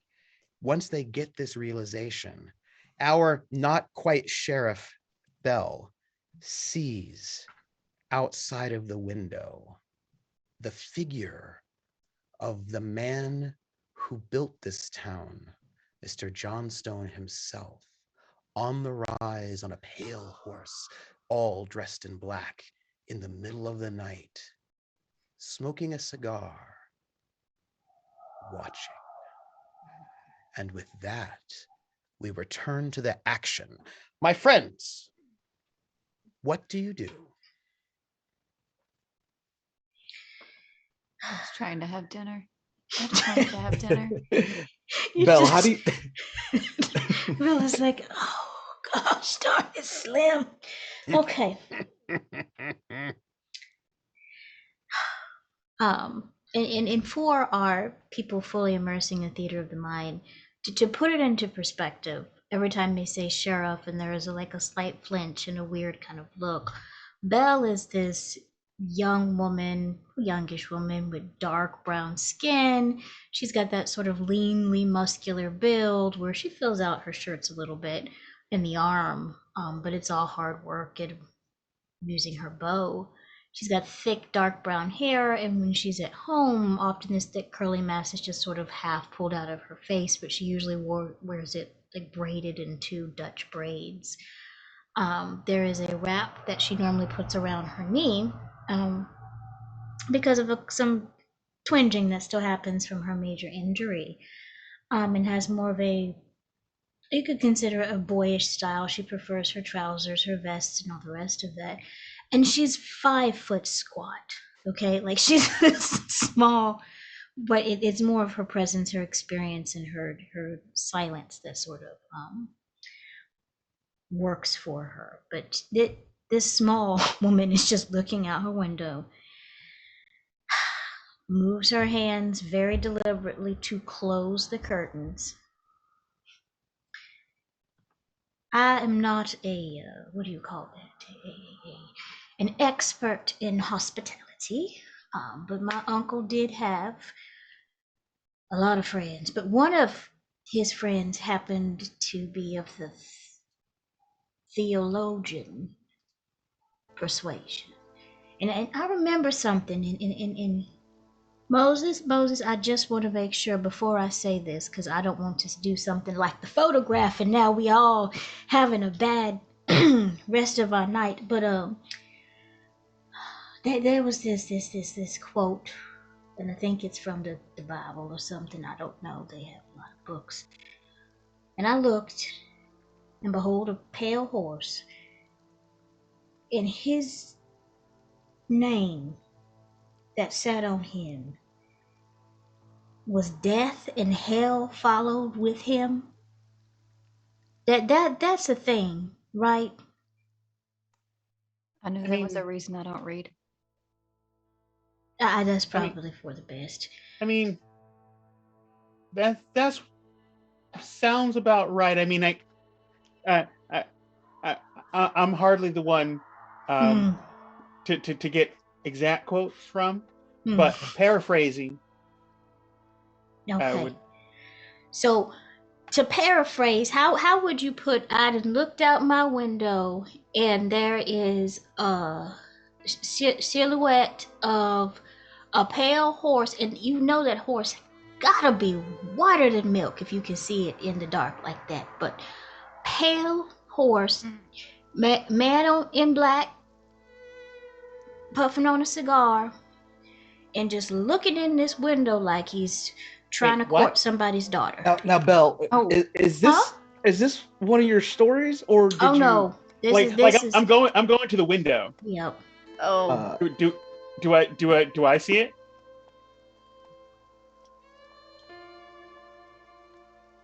You're a mute troop. Yes, I'm muted because I was just like so excited by y'all.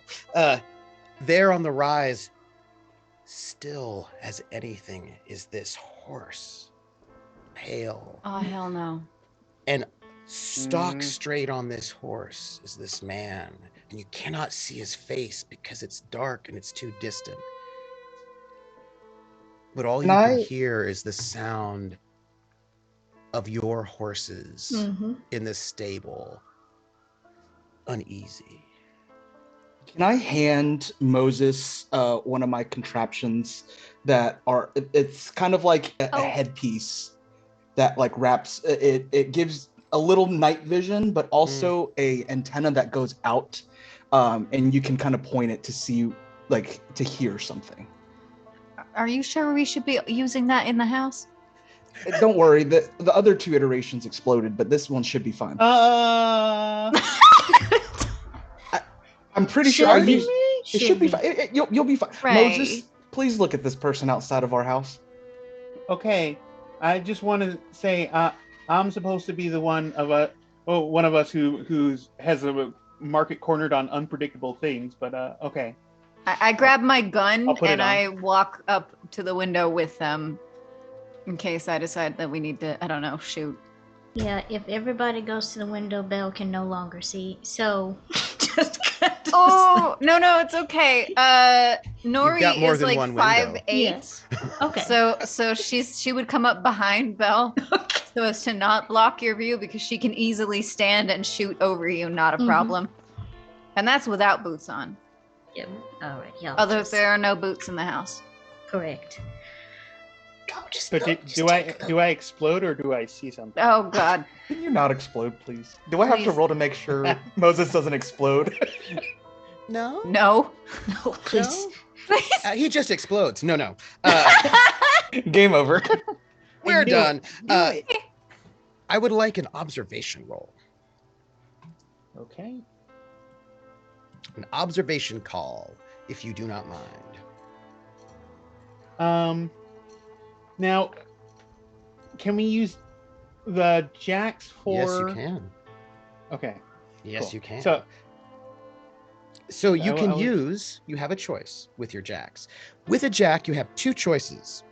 You can either spend one or all or none for an automatic success, or you can use a jack apiece to boost your score. So why would you do one or the other? It's interesting. If you just spend some jacks for an automatic success, then you just get an automatic success, and there you go, you're done. If you spend the jacks to boost your score, you might get more jacks, right? Like, you know what I mean? Like, so it's, the thing is, like, if you have a higher score, like you can. you can generate more. So it's basically, do you want the sure thing, or do you want to gamble a little bit to see if you can, How many jacks would I need for a auto success? I just want to see. How many you want to spend? I'll spend 2 jacks. All right. Raiden, what is this contraption like? So it looks like a pair of bronze goggles that has 3 layers to it, and it's tinted in a like rose gold at the very front, and then on the side that fits into the ear is an antenna that sticks out where you can point it so that you can hear sound as well. Now, if you want to know, jacks are these extra successes, and they do things, right? 1 jack is a slight impact, extra point of damage or an additional clue. 2 jacks, which were spent, peels a layer away from a mystery or makes a minor change. So right in 3 jacks, like moderate impact, 4 jacks, like so like the more jacks you spend, the big deal. That was 2 jacks for an automatic success. May I ask you, Moses, what does it feel like to have this contraption on you? Well, first I need to say, like at one point, I'm just like put it on, and I'm looking, and then all of a sudden, like, oh my god, it's going to my brain. It just like like just when Raiden is like super worried, and just turned around and be like, I'm just kidding. And you just see Raiden's You get a face like smack. You just get a smack on the back from a quite muscular, but Nori. A wooden Okay, spoon all right. has materialized in Belle's hand. Oh, okay, all right. That's one of her All right. special powers. You're All right, about to catch a stop with the slipper. violence. I'm looking now. No violence. Look. But yeah, no, I mean, it feels like weirdly kind of like heavy at first, kind of like clunky, but then it's sort of like that. Once it's sort of like boosting kind of things and like helping me look, it's just like I don't feel it, like I'm not noticing it. I'm just sort of like really like in tuned, and like it sort of like almost kind of in sync with it. Well, 2 jacks spent on this auto success, and you spent them in so. The jacks were, if I remember correctly, what skill generated those jacks in the first place? Research. I would like you to tell me how your research into, if I remember correctly, sort of slightly inappropriate supernatural things. Guests. Guests. That might help you. Remember hospitality. I do hospitality. Hospitality. One day we're gonna have a friend who runs an inn, and they are gonna be so confused. Oh, they're gonna keep going guests because I'm not gonna know any. They're not gonna understand anything we talk about. So it is like this. You peer out, and as you're peering, I want to know. You, Belle and Nora, you're at the window, right? Gun at your side. Raiden, what are you doing? still trying to get over the fact that I thought I just killed Moses or like burned his brain out. I think Raiden would go to another window and just keep an eye out to see if like is there anything else in the horizon on the opposite side of the house or anything, and maybe start grabbing some knickknacks as he kind of goes through Belle's kitchen and it's like, oh, maybe I'll need this, maybe I'll need this. I'll put it back, Belle. And it's just very frantic and just goes to the opposite side. Still can see the party, but looking out the opposite side of the window. Oh boy. Moses, what you see is, I have to interrupt myself. I'm so sorry. I can't answer that question just yet. I should let the rest of the group know before I tell you what you see, that he begins to maneuver his horse closer to the house. He better not. As if he's coming to call. Oh, nope. Mm-mm. And slowly you can hear the jangle of the hooves of his horse as he becomes closer and closer to your home. And you're concentrating, and it's an amazing thing because it's like you can sort of see in the dark this contraption you have, Moses. And you see him, and he looks different from the last time you saw him. When you saw him 2 years ago, he was, maybe he looked mid-30s, perhaps, a little hard mid-30s, sort of tall, quite angular, but his hair was sort of black, jet black, with a small gray streak, but like he could use a lot of like pomade, like a lot of sort of slick in there, and he always had like very, very sort of wealthy clothing. He was sort of thin, but kind of a wiry look. He had piercing blue eyes. His chin was a little pointy, actually. It was a little strange.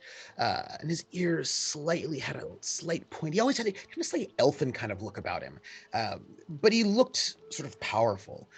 And as you can see in the dark, and the rest of you cannot see these details, only Moses can, his face, one entire half of his face is a mass of burn scars.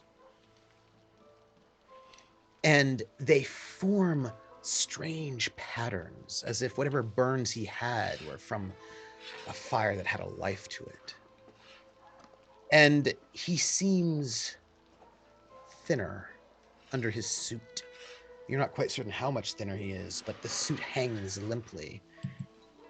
But for Two Jacks, there is something else about him that you can't quite put your finger on yet. Something is off about the way he holds the reins. There's something awkward about it. And I will tell you a little bit more in a few moments as he brings his horse closer to this house. Is he approaching our front? Like our Mhm. like gate? Okay, yeah. Nori's gonna go to the gate, step outside in front of it, has the gun on hip, is waiting. Oh, weird. Are you, hmm. Oh no. Like when I get all of this stuff, I'm gonna like take the thing off. I'm gonna turn to Raiden and go, there's too much detail. Please fix this. Moses? Too much Make it worse. Just hand it back to him. This works too well. And Raiden just kind of like takes it and just kind of snaps it in half. It's like, well, I'll make another one. It's all right. Don't worry. I can make another one. It's his wrists. There's something wrong with his wrists, Moses. There's something wrong with his wrists. You can't see them, but there's something wrong about it. You'd have to somehow get a look at them a little bit better. Y'all ever seen the face of instant regret? Mm-hmm. Like Belle is a tactician at heart, so Belle Yes. is like waiting for the Yes. recon report, military kind of thing, and it's Yeah. like, all right, so y'all are seeing this too. Oh, he's coming. Okay, he's coming towards the abode. Moses, my dear friend and confidant, what did you see through the magic spyglasses? He looks he's aged like a person who's literally been on a trial by fire. He doesn't look mid-30s anymore. No. He doesn't look real good. So I think we should go and greet our guest. Oh, she already out the door. Okay. All right. And Bella's going to go get her bow. Everyone that is around Belle knows that she stays strapped up with blades. They're somewhere on her person, and it's a mystery. But she goes to go get her quiver and her bow, and she's like, I would offer some food and be hospitable, but I am not a hospitalier. So let's all come on, y'all. Let's go greet the. None of us got to finish dinner. Why does nobody respect? And she's calling out behind her, like into the house. She's just like, does nobody respect dinner time anymore? No, we don't need to eat. Apparently, we heroes. You don't need your food. It's just With this call about nobody respect food, from the back, you hear Cookie. There's Cookie, and Cookie is short, squat, with like massive upper body and very small legs, like very stubby legs. You never really got exactly where Cookie's from. You would guess maybe one of the Pacific Islands, perhaps. Mm-hmm. Little unclear. Cookie heard something about food, and Cookie comes in, walks into the room with this big pot of chili that he was making in the stables, fragrant. Yeah, comes in and he goes, senses the vibe, and then just backs right on out with the food. Oh, hold on. I just like want to get like go and like grab like a little ladle and like, you're the best, right? And just like get a taste and put it back and go back out and join the people. You take care, Cookie. Cookie heads back out. Doesn't even say anything. Cookie never speaks. Cookie never speaks. But like was like, well, I was. And you're out there. I imagine your friends come to join you as this man steps off of his horse, dismounts, and steps towards you, Nori. Just closes the distance, and it's almost as if he's floating. But of course, that is impossible. I mean, he's a human being, like a regular human being, in a fancy new derby hat with a cravat made of silk and a small stone blood red that sparkles in the night. And half of his face has got burned scars that make circles. And his eyes that were once this piercing blue are blue, but with little flecks of red, perhaps. Or perhaps that's just the glow of his cigar. We should have kept that doll. And his hair is now all silver. And he's wearing a high collar so you can't see his neck. And his jacket, which hangs on his frame, has long lace collars so you can barely see anything but his fingertips. And he steps forward and he takes the cigar and he drops it on the ground in front of him and he steps on it. And he looks at you, Nori.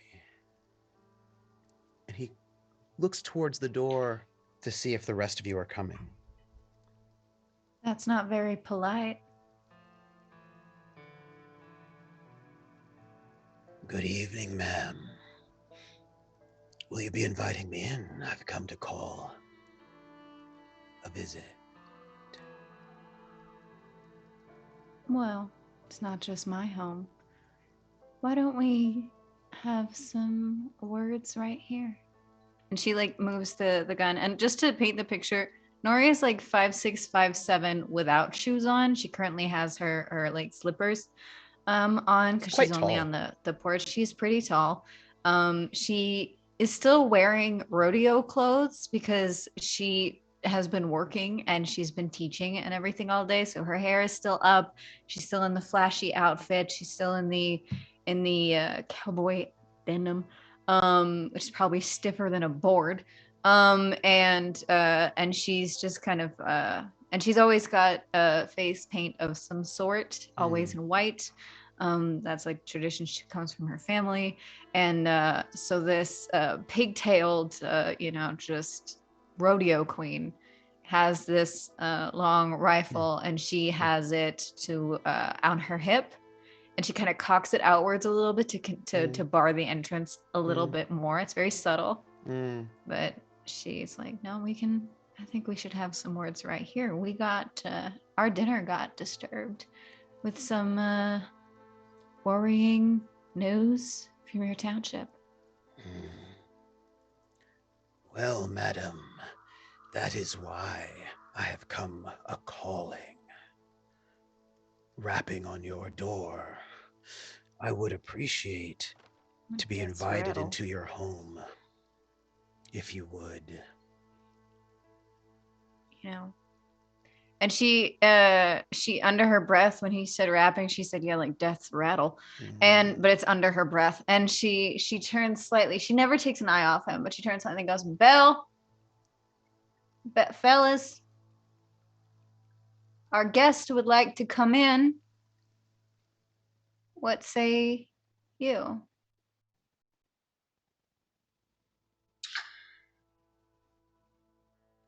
Phenomenal bad idea. It's just like Moses would walk out to sort of join and be like, we could, but like when he comes out, he'd be like, yeah, we'll be about as welcome. You're about as welcome here as we are in your town. So we can talk here. We're not quite as harsh. She almost said discriminatory, and then she was like, white people don't like that word. Harsh. Why don't we take this into the entry room? Because, the ranch is like where we eat, where we sit, where we live. It's not the front of the house. So if Belle hasn't joined yet, she'll call out. If not, then she'll just say it normally. Just be like, why don't we take our guest into the foyer? I can't kick him out. Belle just takes a moment, takes a deep breath, and is just studying their guest very carefully. Well, we believe in having a democratic-like approach here, so let me ask the question. All in favor of inviting a perfect stranger who we are not on calling terms with, who could not come during the day to visit at an office or something like that, all in favor of helping this? We do respect our elders. Belle. Just smacks her because she's like, no, he's not. It's not. I don't think he's that old. Well, his. With all due respect, good sir, half of your face looks just like my leg does. So I can empathize with you at that regard. Oh, we're gonna die. But I cannot invite you into our home without knowing what your motives are. There's no bit of wisdom in any piece of that. And unlike what you may believe, we are not uneducated or lack intelligence enough to make decisions, or else we wouldn't still be here, because survival is of the mind, not just of the body. Well, very true. If that is the case, then if you'll excuse me for one moment. And he turns his face away and he presses his eye, the eye that has the burn. Well, then, perhaps we shall speak here for one moment. And forgive me, let me raise my cap to the ladies here. And you can see the scars go all the way down the side of his head. But as it sort of goes, they start actually looking like flames rather than burns. I cannot believe I saved this dude's life. We all make mistakes sometimes. Do you need a chair? Good sir, would you like a chair? We can drag you a chair out here for you to sit down to be comfortable as you deliver your message. No, it is drag fine. him back to his township. It is fine. I would like, before he says anything, if any of you choose any particular sort of hospitality with the man, any sort of formal greetings.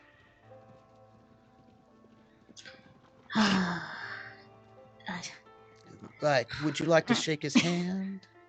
Would you? No. I'm just asking if you would, because it is a polite thing to do. Yes, if you come calling during the daytime to your friends. Just asking if you want to. We're all paranoid. It's one session already, and just from the session 0 and an hour and a half, we are like, no. But Belle is Actually- wary, period. Just her nature. Actually, So, like kind of out of nowhere, like I just kind of like, come over there, sir. And I'm walking now. Everybody else is gonna see like every bone in Moses's body is shaking right now. He's like can barely go over there, and he like comes over and like extends like kind of a shaky hand. This is the second jack that you spent on your observation, by the way. Mm-hmm. He looks at you and he looks at your hand with discomfort. Beautiful. Right, I forgot. Because he's a very racist man. However, he's also a gentleman. And it would not be right to refuse a handshake in this moment. After 2 beats too long with your hand extended, he puts his hat back on and he extends his hand to you, Moses. What kind of grip do you give when you take his hand? How exactly does it look when you shake it?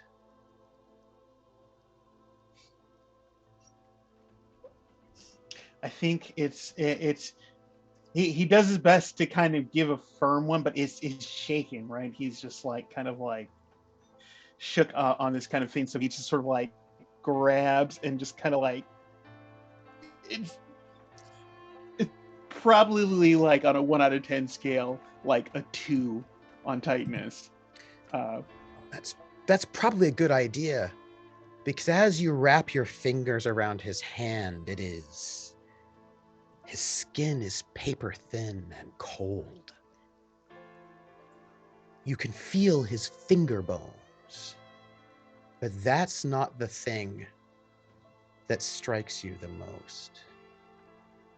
It's a small glimpse of something, a glint of light underneath that long sort of lace collar. And I will note, you never see him wear one of those lace collars before. Doesn't quite seem like his style. He seems a bit more businessman, and that's a little bit more dandyish, and also a little bit out of style, to be honest. But as you shake his hand, you shake just enough, and the lace cuffs shift, and perhaps you feel it with your finger. That lace cuff is hiding something. Something. Moses, do I remember your background correctly? You were from an elite space, were you not? That was your lineage? What is your relationship to enslavement? What do you know about slavery? I mean, I think I'd only know kind of what, my parents sort of told me, like they kind of used, like they found ways to sort of like, me and my siblings were, I think except for the oldest one, Frederick, were born free. They had managed to escape. Have you ever seen someone who'd been enslaved in your travels? Yes. Yes. Do you recall the shackles that they put on enslaved people and their ankles and their wrists? Never forget. This man has hidden under his lace cuff a shackle made, you guess, of silver. That would account for the awkwardness of how he was holding those reins. Looks heavy. It's probably cutting off circulation to his hand. Seems like he might have one on each wrist, but he's clearly hiding it. He shakes your hand. His grip is not as strong as it could be, but he's hiding it. But you saw it. He shakes your hand and retracts his hand as quickly, as smoothly as he can. Sir, I have come because I've heard that some of my employees have been threatening this good town of Hope, and that is not acceptable to me. I have reprimanded them and told them that Hope is off limits, and there shall be no aggression. From John Stone's refuge to the good people of Hope, we only want to be friends. Excuse me, sir. And Raiden kind of walks from the doorway. I appreciate your sentiments, but why did you have to come at this time at night? Well, I only just heard that they threatened you today, and I must say that I am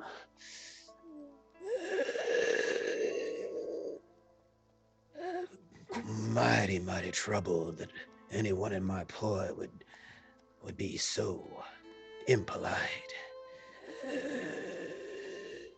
Especially considering the four of us are the reason you're still standing here. Indeed. So I give you my thanks for saving my life 2 years ago. And I want to say that you have only my best wishes, and my town will not bother you further. If anything befalls Hope, my people will not be the ones who do it. This I can promise. All right. Like Nori looks over to Blake, just glances over at everybody and then at Belle, and like with her eyes kind of just like, you buy this?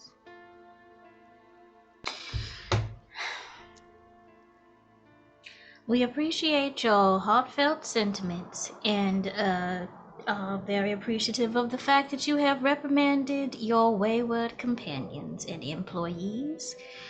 Unfortunately, as most people who work in a town know, that you cannot guarantee the actions of people who are set on destruction because of the hate that is in their own hearts.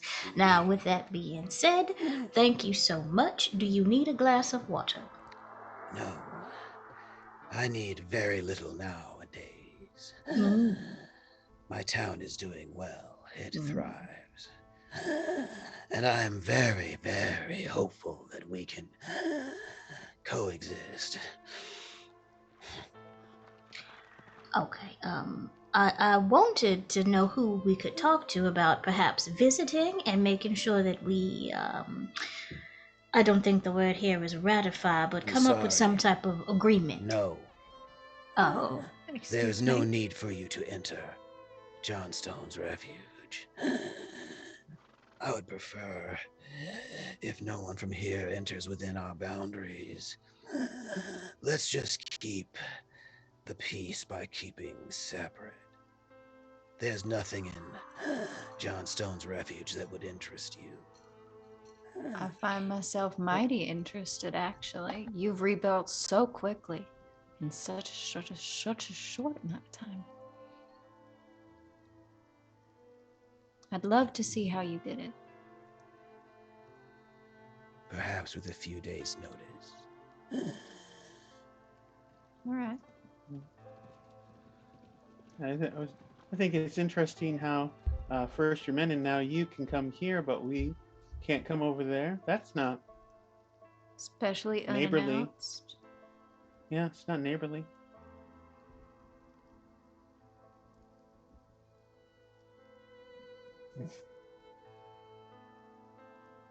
Johnstone may not be safe. Rebuilding, you know, foundations. But perhaps tomorrow night. Is there a reason why you prefer the cover of night to do your transactions? Yeah, some of us, and she pats Belle on the shoulder and Raiden on the shoulder, like, because like she's between him. Was like, some of us have bedtimes, and she's joking. She's very much the baby of the group.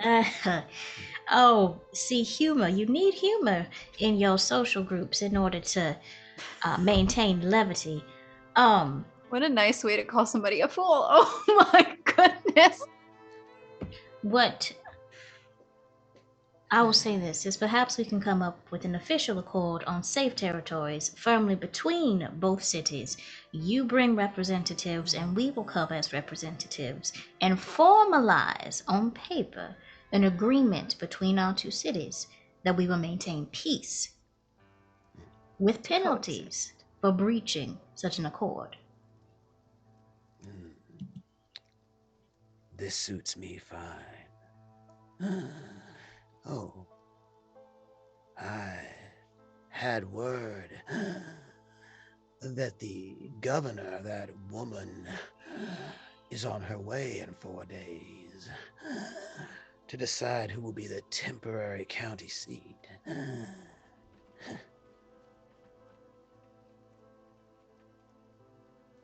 Have you heard?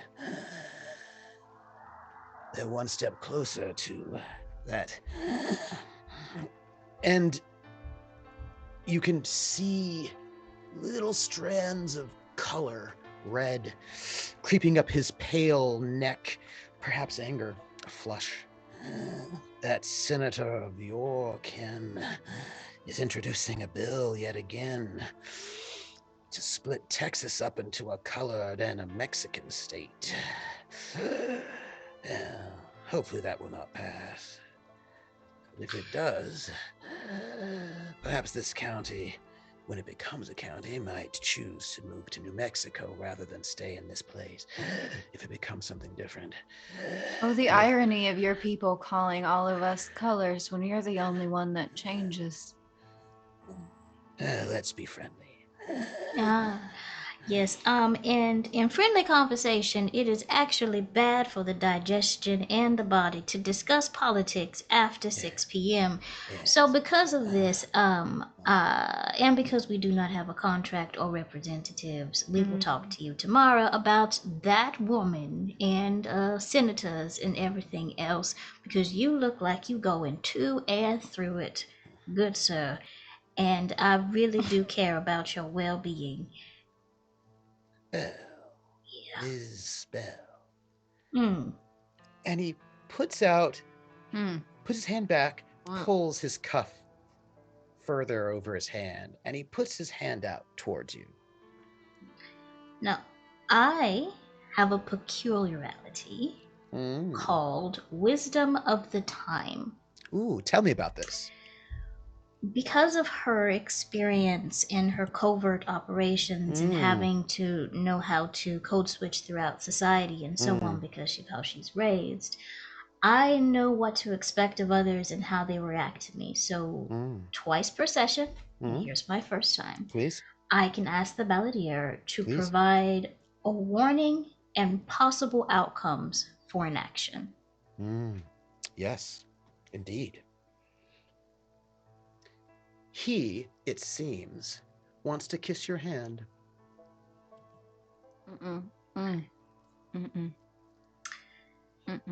So Belle uncuffs her sleeve, pulls it down over her hand because her clothes are usually a couple of sizes too big. I says, now my good uncle said that there would be many, many people who come for me because I am of marriageable age and so on, but good sir, I cannot make contact with your hand in this way without a slight barrier.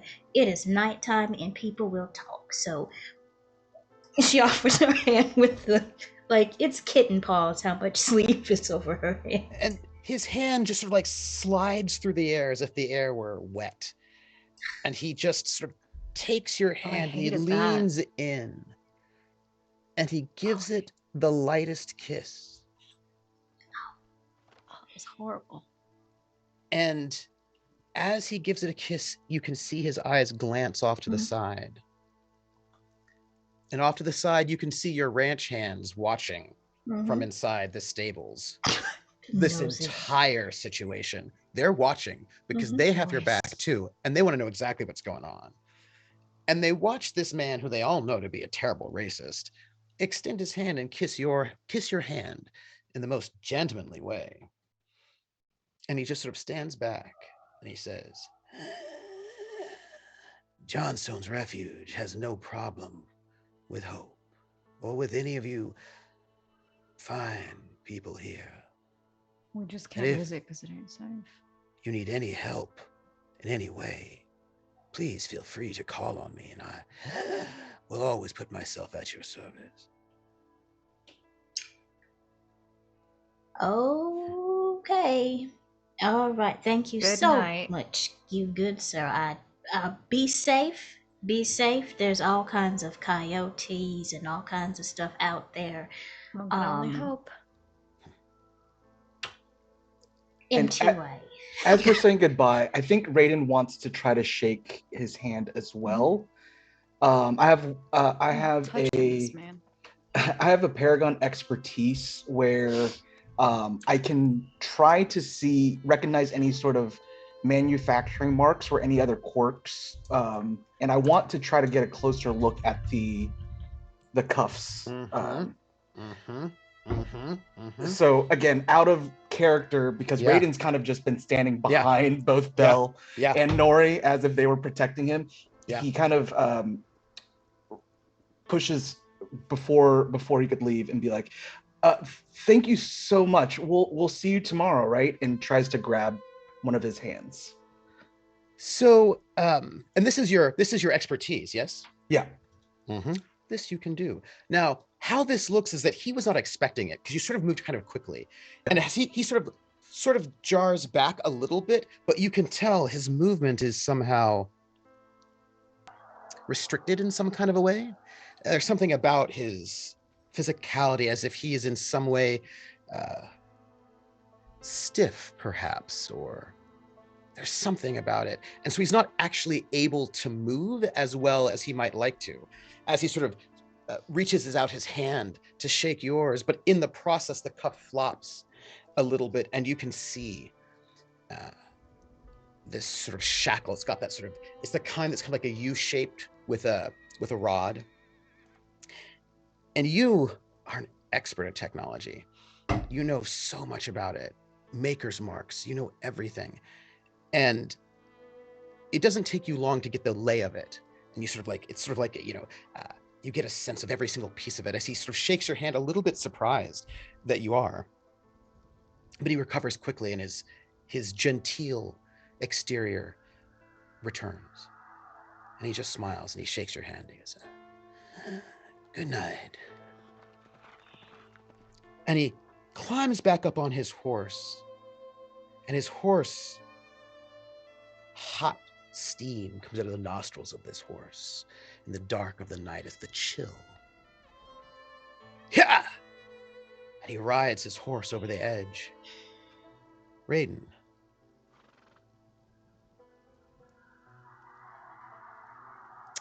Those shackles,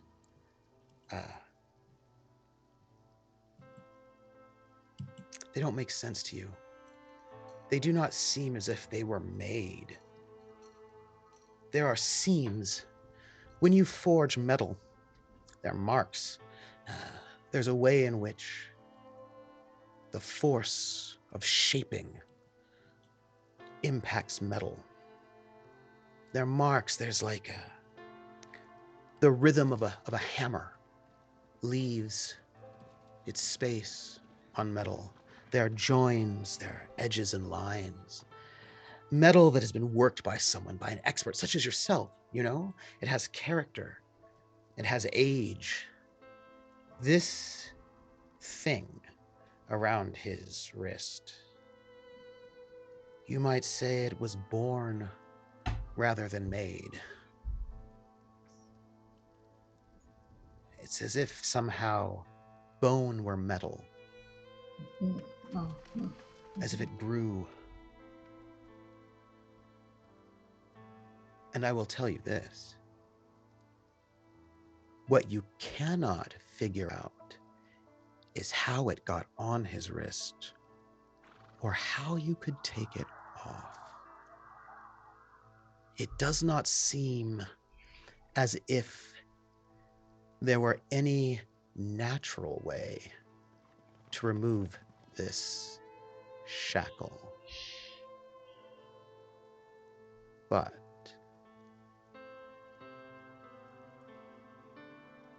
you smelt something attached to that shackle.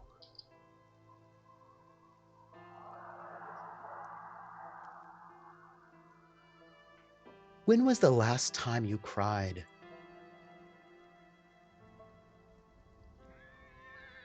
Probably about 2 years ago, when that night where I thought everything could be over in a blink of an eye. Do you remember the smell of your tears? Yeah, they were oddly, it cut through the smell of the smoke. As the tears were streaming down my face, I I tried to wipe them away, but they just kept coming, and I would try to lick just at the top of my lip, and it tasted peculiar. Nothing like I've ever tasted before. It was salty, and there was almost a sharp feeling.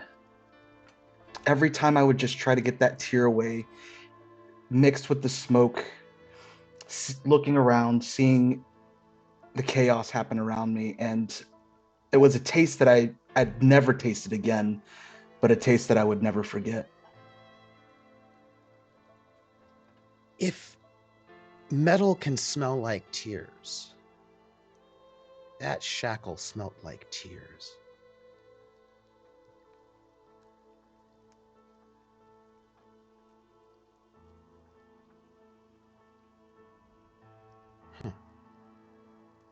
And that man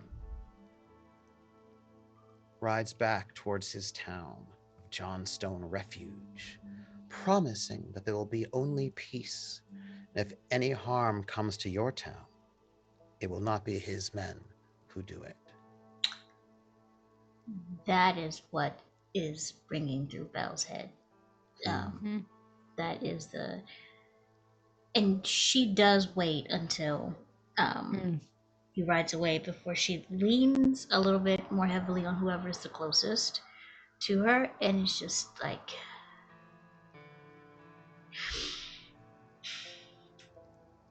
we have to prepare. We got a visit potentially with the whatever that was tomorrow night, and I trust everyone will be well prepared. First I need to burn this shirt. Second, I need to write a letter to my uncle. Now, correct me if I'm wrong. Your uncle knows everybody who's anybody. Have you asked him about this man? Before I headed out this way, he had his concerns. Like he was real concerned about putting myself in a situation where he didn't have as much political or financial pull. That's why letters, because he's constantly been worried. He actually came out a couple years ago. Very unassuming, tall, 50s or so, worldly wise man, so to speak, of an individual, but very concerned, and tried to bring Belle back home, but she would not go.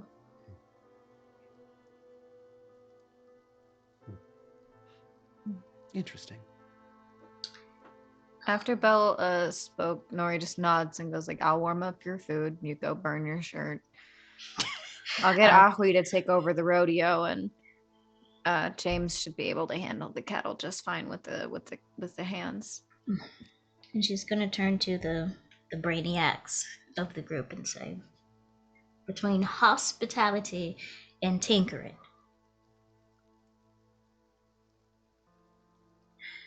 I always say prepare for the unexpected, because even though there are cycles of change, there are seasonal things. One day the rain may be hard, the next day the rain may be softer, but only because the wind is stronger.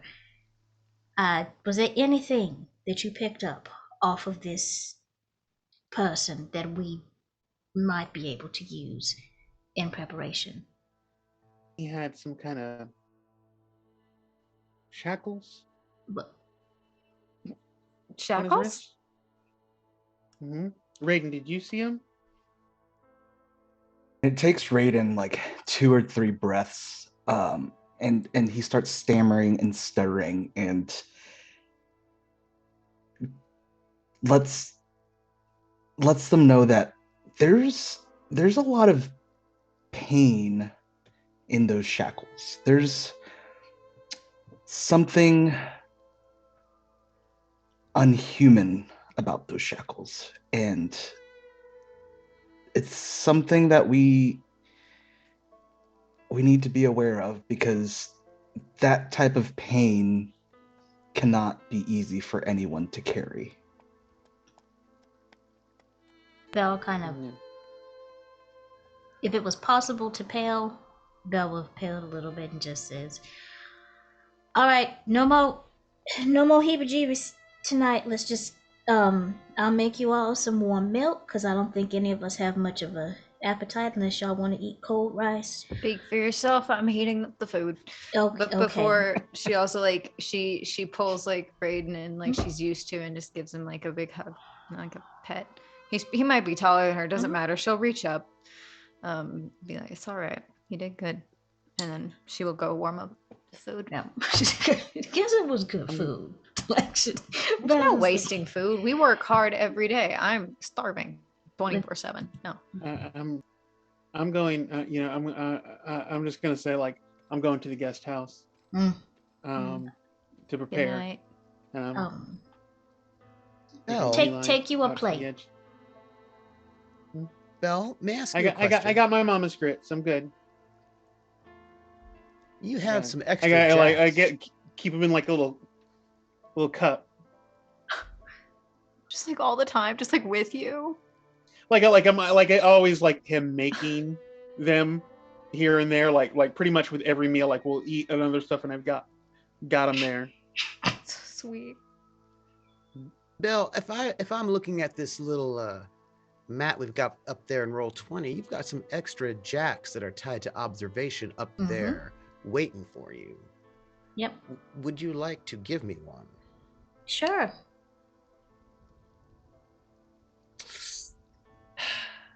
Into this evening, perhaps a little strange. You're all about to go your ways. Moses is going to go to the guest house, maybe spend all night there chatting with guests. Oh, please don't kill us. I imagine each one of you are going to go your own way. I understand. Nora, you're going to go and get some food, yes? I'm gonna get 2 plates, and then I'm going to head out to a certain house that is in progress, and a certain someone who is tirelessly working and probably forgot to eat. Yeah. Oh, I'm very excited for the end of our evening. And Moses, you're going to the guest house, I imagine, to spend all night in study. Hospitality. Yeah. Hospitality. And The hotel manager.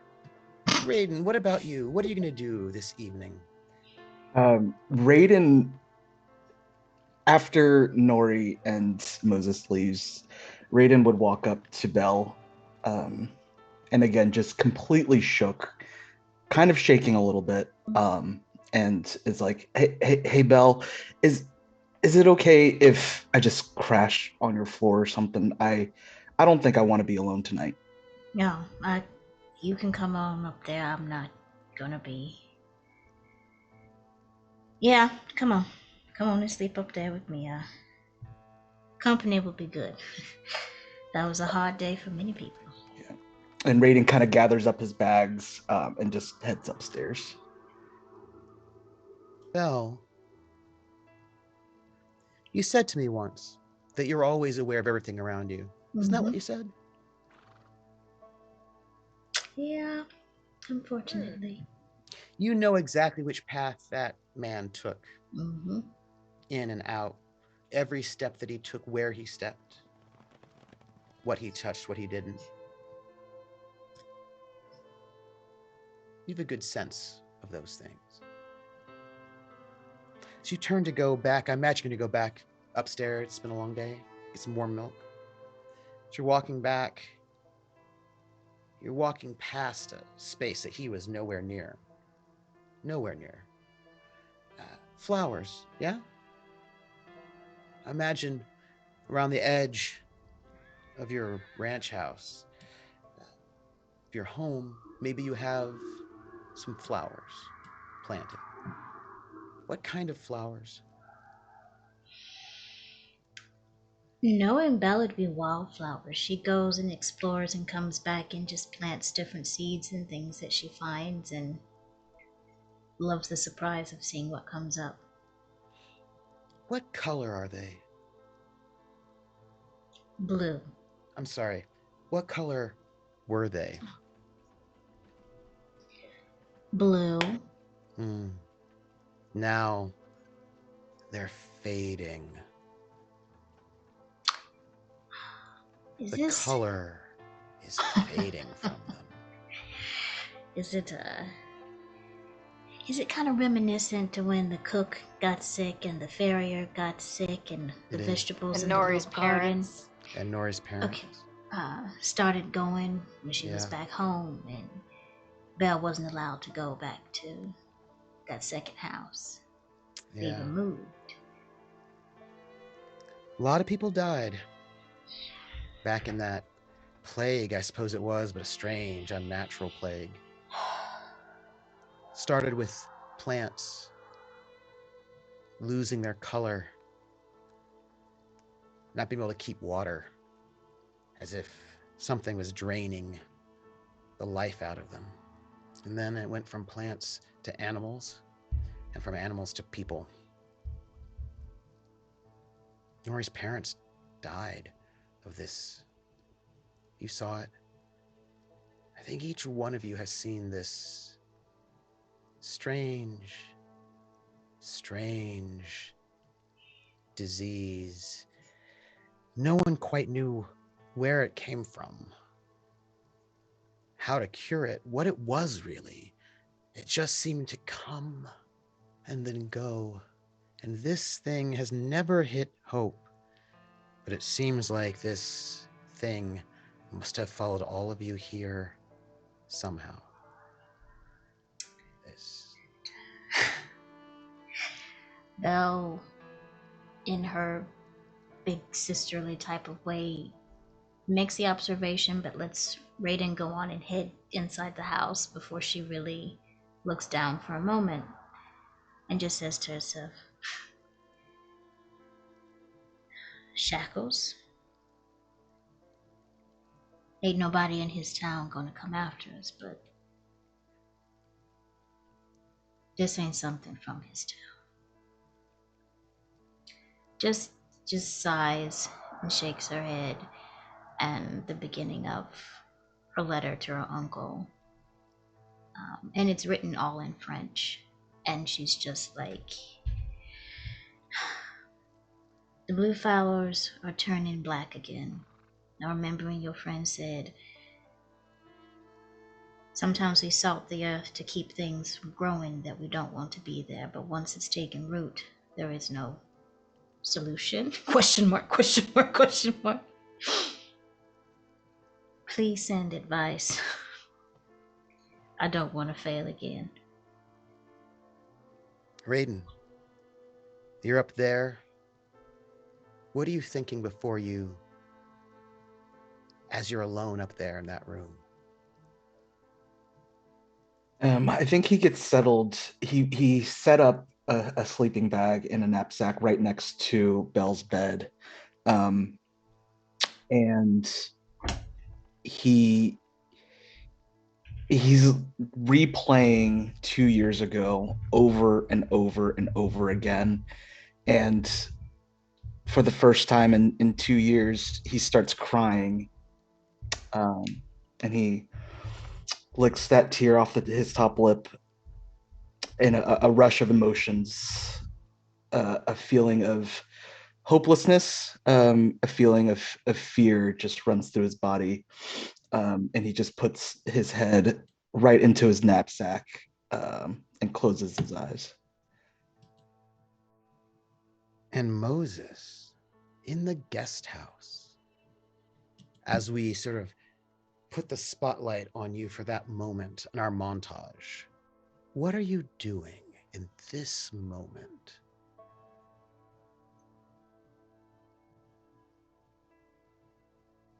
Taking myself off mute. And then, you're sort of like, we're sort of like following Moses from behind, and he opens up the guest house, and we see sort of the guest house for the first time. It's all sort of like, kind of like, it just like assorted, like different like bad luck charms and good luck charms, like all on the wall. And he sort of sets his hat down on a desk. He sets his cup of grits down on the desk. And then there's like, when you look, he looks at the ground in front of him, and there's this summoning circle Mm. right in there that takes up most of the small guest house there. And then he turns around, and he gets the doll that was pointed out towards the door, and he takes it, and he turns it around and faces it towards the summoning circle, and then he kneels down next to the doll right on the outside of the summoning circle, and he just sort of like starts chanting. He's like, Pakad Terra by night, I call you once more from the darkness, to blah blah blah, and just sort of like, we probably just fade out with him just starting the talk and the chanting. And Nori, traveling into town. As the night comes to close and ranch hands are back there, you're walking towards an unfinished homestead. You pass, as you do in the town, scores of people, many of whom you've never seen before.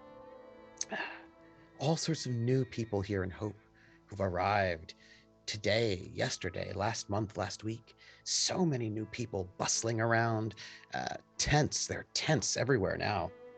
Actually, huge numbers of people all packed in closely, densely together, just still trying. Luckily, it's still warm, it's still summer. There's time before they have to find some place to actually a bit more warm. Just tents, people, row after row after row.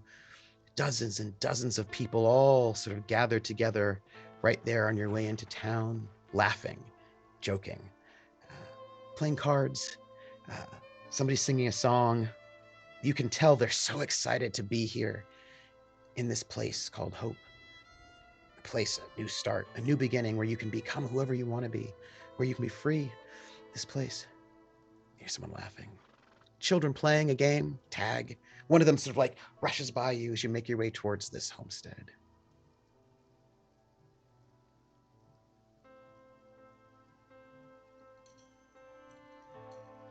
And what do you see when you're there? What do you do?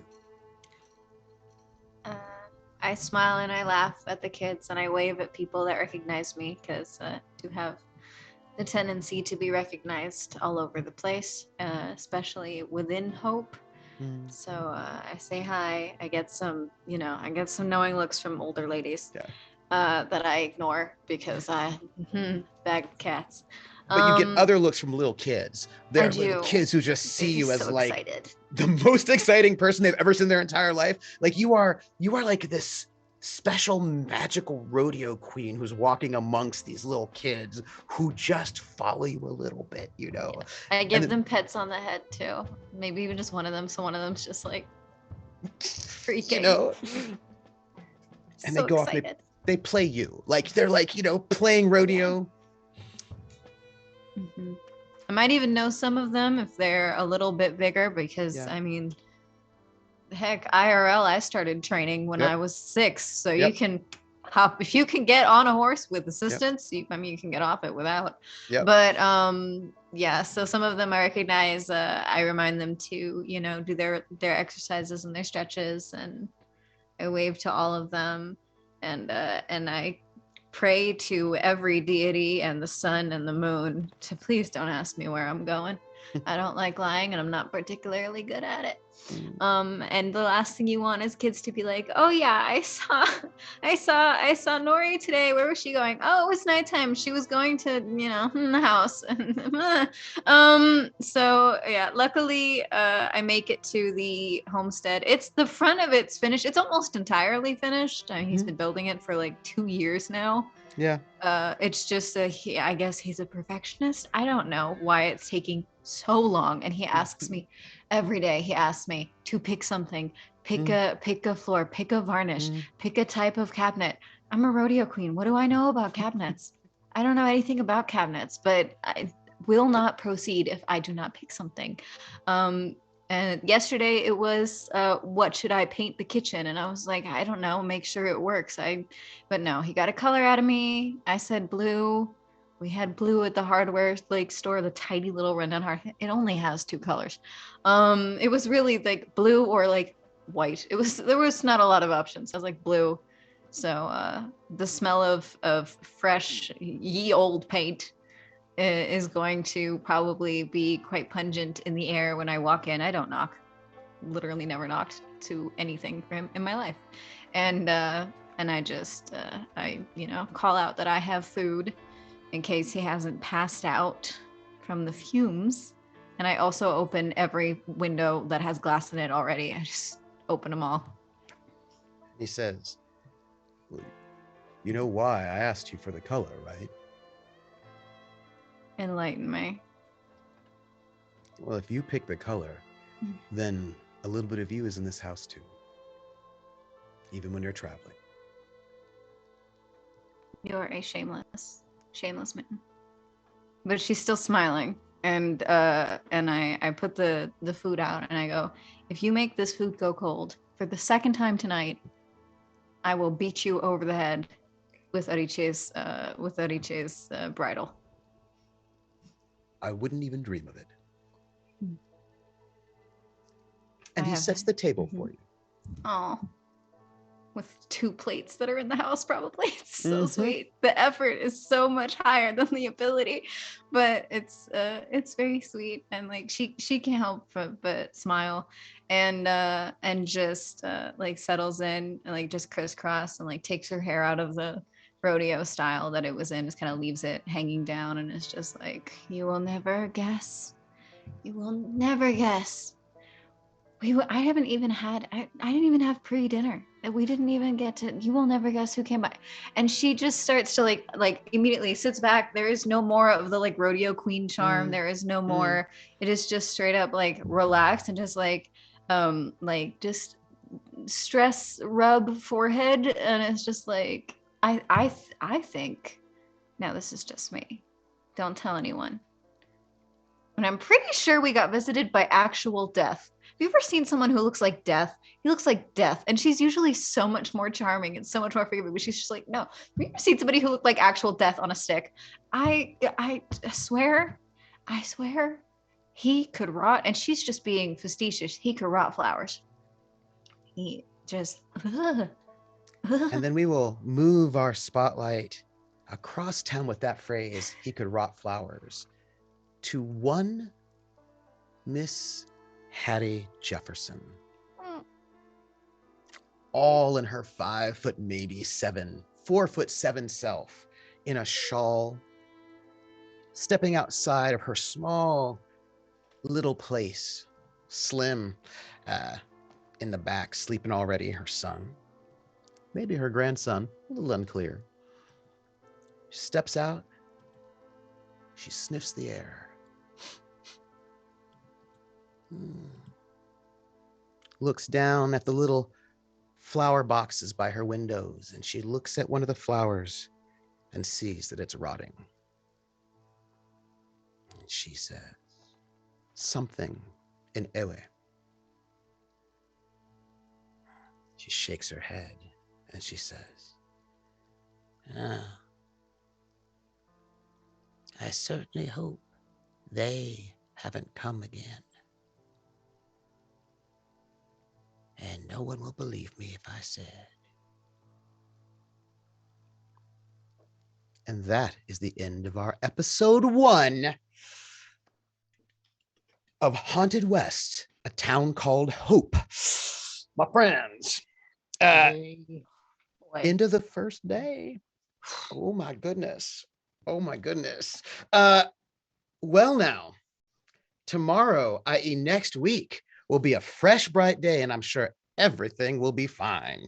Probably, maybe, I don't know. So if we could, I want to thank everybody who has been here in chat. Thank you everyone who watched. I appreciate it very, very much. I'm sure our cast does.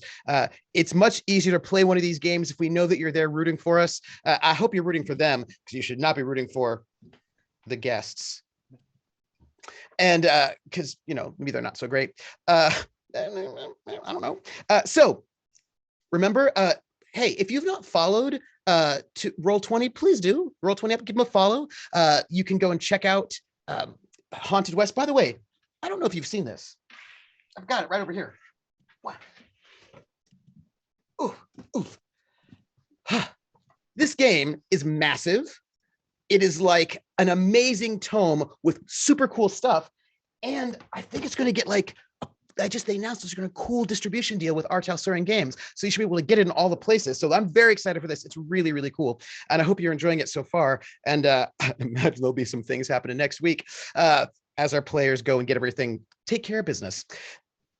Speaking of our players, if you might, each one of you, I would love it. We'll go the opposite direction this time. I would love it if you would say who you are, give some hype, say where we can find you, what you got going on. And if you would, because I always like to do this whenever I GM a game, if you could give some love to someone else on the cast, that would be my greatest joy. So who you are, where we can find you, and then give some love, please, starting first with the last person that we had give their montage moment, Brandy. Hi, everybody. I'm Brandy Rose, aka at the Brandy Rose, or at Cutest Patoot, at the Brandy Rose on Twitter, at Cutest Patoot on Twitch, and at Brandy Rose Official on Instagram, which I swear I promised I'm using more. I promise it's not dead. I am a performer, as you guys saw, but I'm also a voice actor with the Jackson Voiceover Agency. I'm also a game designer, writer, TTRPG, AP producer, as well as mostly, and what I came in here as, a podcast and talk show producer and host. I'm currently the producer of 1, 2, 3, 4, 5, 6, 7, 8, 9, 10, 10 shows total, several of which are still in pre-development, but a bunch of them are already out. So if you go to Spotify and you put in Brandy Rose, a bunch of stuff comes up. For example, Camera Interrupted, Cringe Warning, Eat Crit, and soon to be added Quick Start, which is Eat Crit just split in two, as well as Is It That Deep, which is coming soon, and Intricate Rituals, which is already out. So if you like sports anime and you are gay, you'll like Intricate Rituals a lot. I swear it'll make sense. Just check it out. But all of my projects can always be announced on Twitter at the Brandy Rose, and I am frequently doing game design TED Talks on Twitch, but if you miss them, I have a YouTube channel. All of my links are in there as well. And if you ever want me to be in something for you, a stream, a voice, if you want me to help you design a game, I have a bunch of those currently in progress and coming out soon. So make sure to hit me up. DMs are always open. Oh, what's your itch page? Oh, my itch page is cutestpatoot.itch.io. Yes. Thank you very much. Totally forgot. Sure the plug came in. My love. So my love goes to everybody, obviously, but Belle is such a complete character from the start, and I loved that just by knowing who you are and by knowing who I am in the game, we were able to immediately have this dynamic, and it felt like immediate history, which within the first few words that our characters interchanged, and I was just like, that is so rare to have, especially at a table with someone you've never played with before, much less just in a first session of getting into your character's skin and getting comfy there. So massive love to Honey. You are an amazing storyteller and amazing performer, and the instant chemistry was just such a joy. So much love.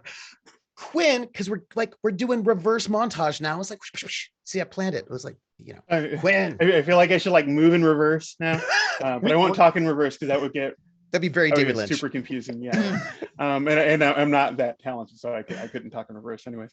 Quinn Murphy, QH_Murphy on Twitter.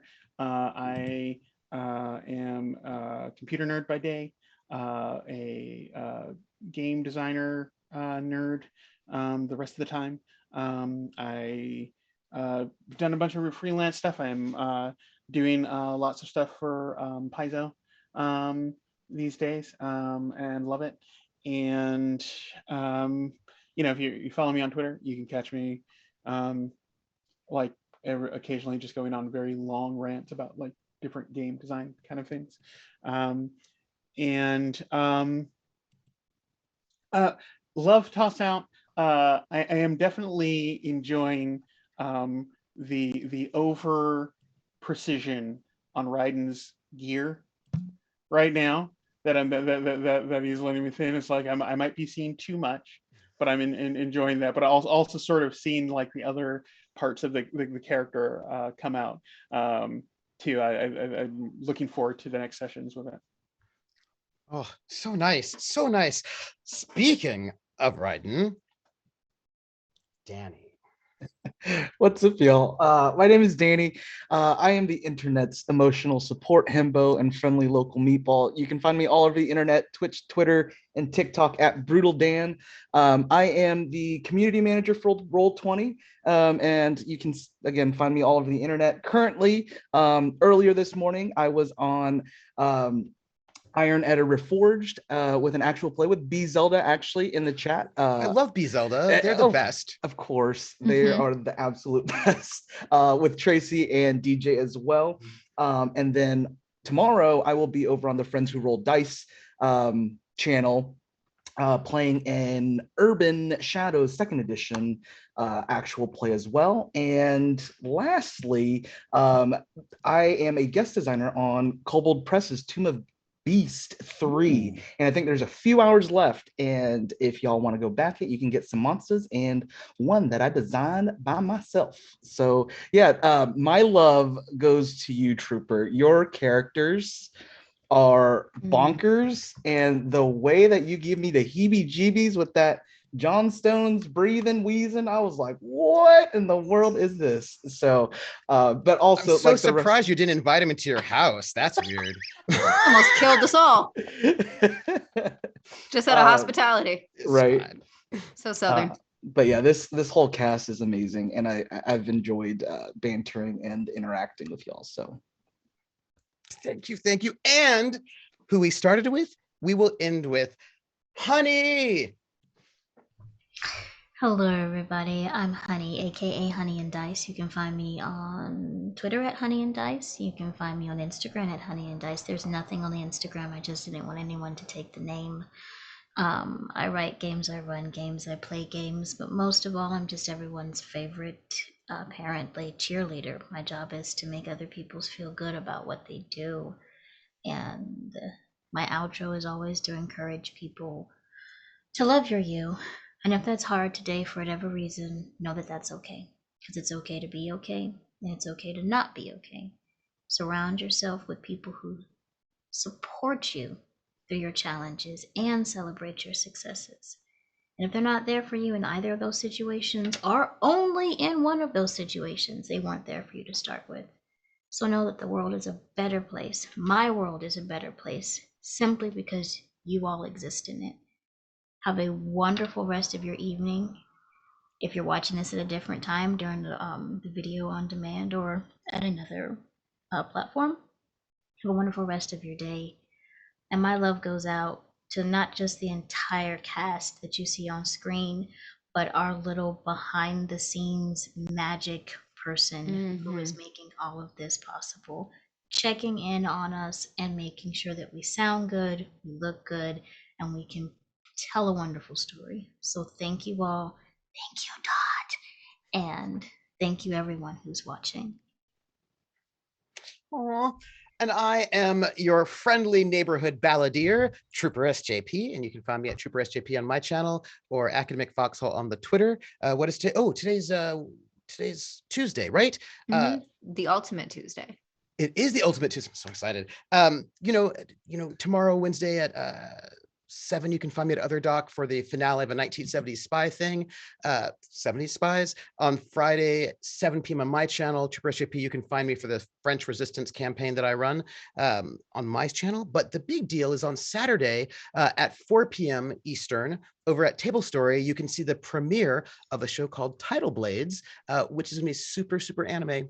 Friendship is magic, my friends. What's actually episode 2? So we're gonna be, it's a bunch of super anime, like very fish people, very bright, friendly. And because it's very anime and everybody's bright and friendly and the friendship is magic, we all have kind of tragic backstories that nobody knows about yet. Watch this and fight and see sad anime happy people.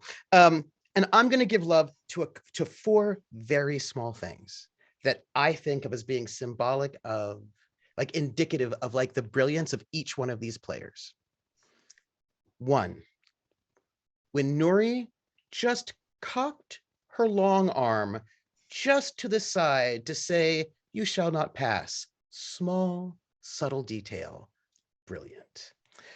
When, oh my goodness, when the ways in which Moses described that hand moment, right? Shaking the hand of Mr. Johnstone, and that sort of really complicated feeling of not wanting to do this, but also it's like, it's this really sort of interesting point of like, I'm going to offer my hand to learn something, but also to put you in a position where you're going to have to shake it. I don't really want to shake your hand, but I'm going to make you shake my hand. And it was this brilliant thing that it was so good.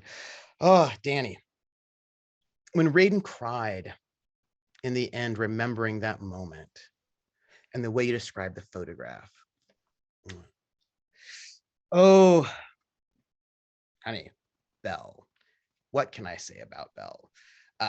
So much I could actually say. But I really liked the way that Belle was clearly not excited about being sheriff, but also sort of resigned about maybe being sheriff, right? That sort of wonderful tension of, I'm way too young for that kind of responsibility, but also like clearly you all sort of put that sort of trust in me, and that sort of wonderful sort of complexity done with just like a little bit of a gesture and a tone. So all of you are just brilliant. And I want to thank you all for being such wonderful players and for being here with me. I want to thank you all for throwing some O's in our safety tools in the chat so we can make sure everybody was feeling good. And I'm excited to find out how the new day will treat you all next week when we find out how you will take your new day and what you will do to keep hope alive. Take care, everybody. Love to all of you in chat, all of you who are watching, and be kind to each other and be kind to yourself. Bye, everyone. Thank you.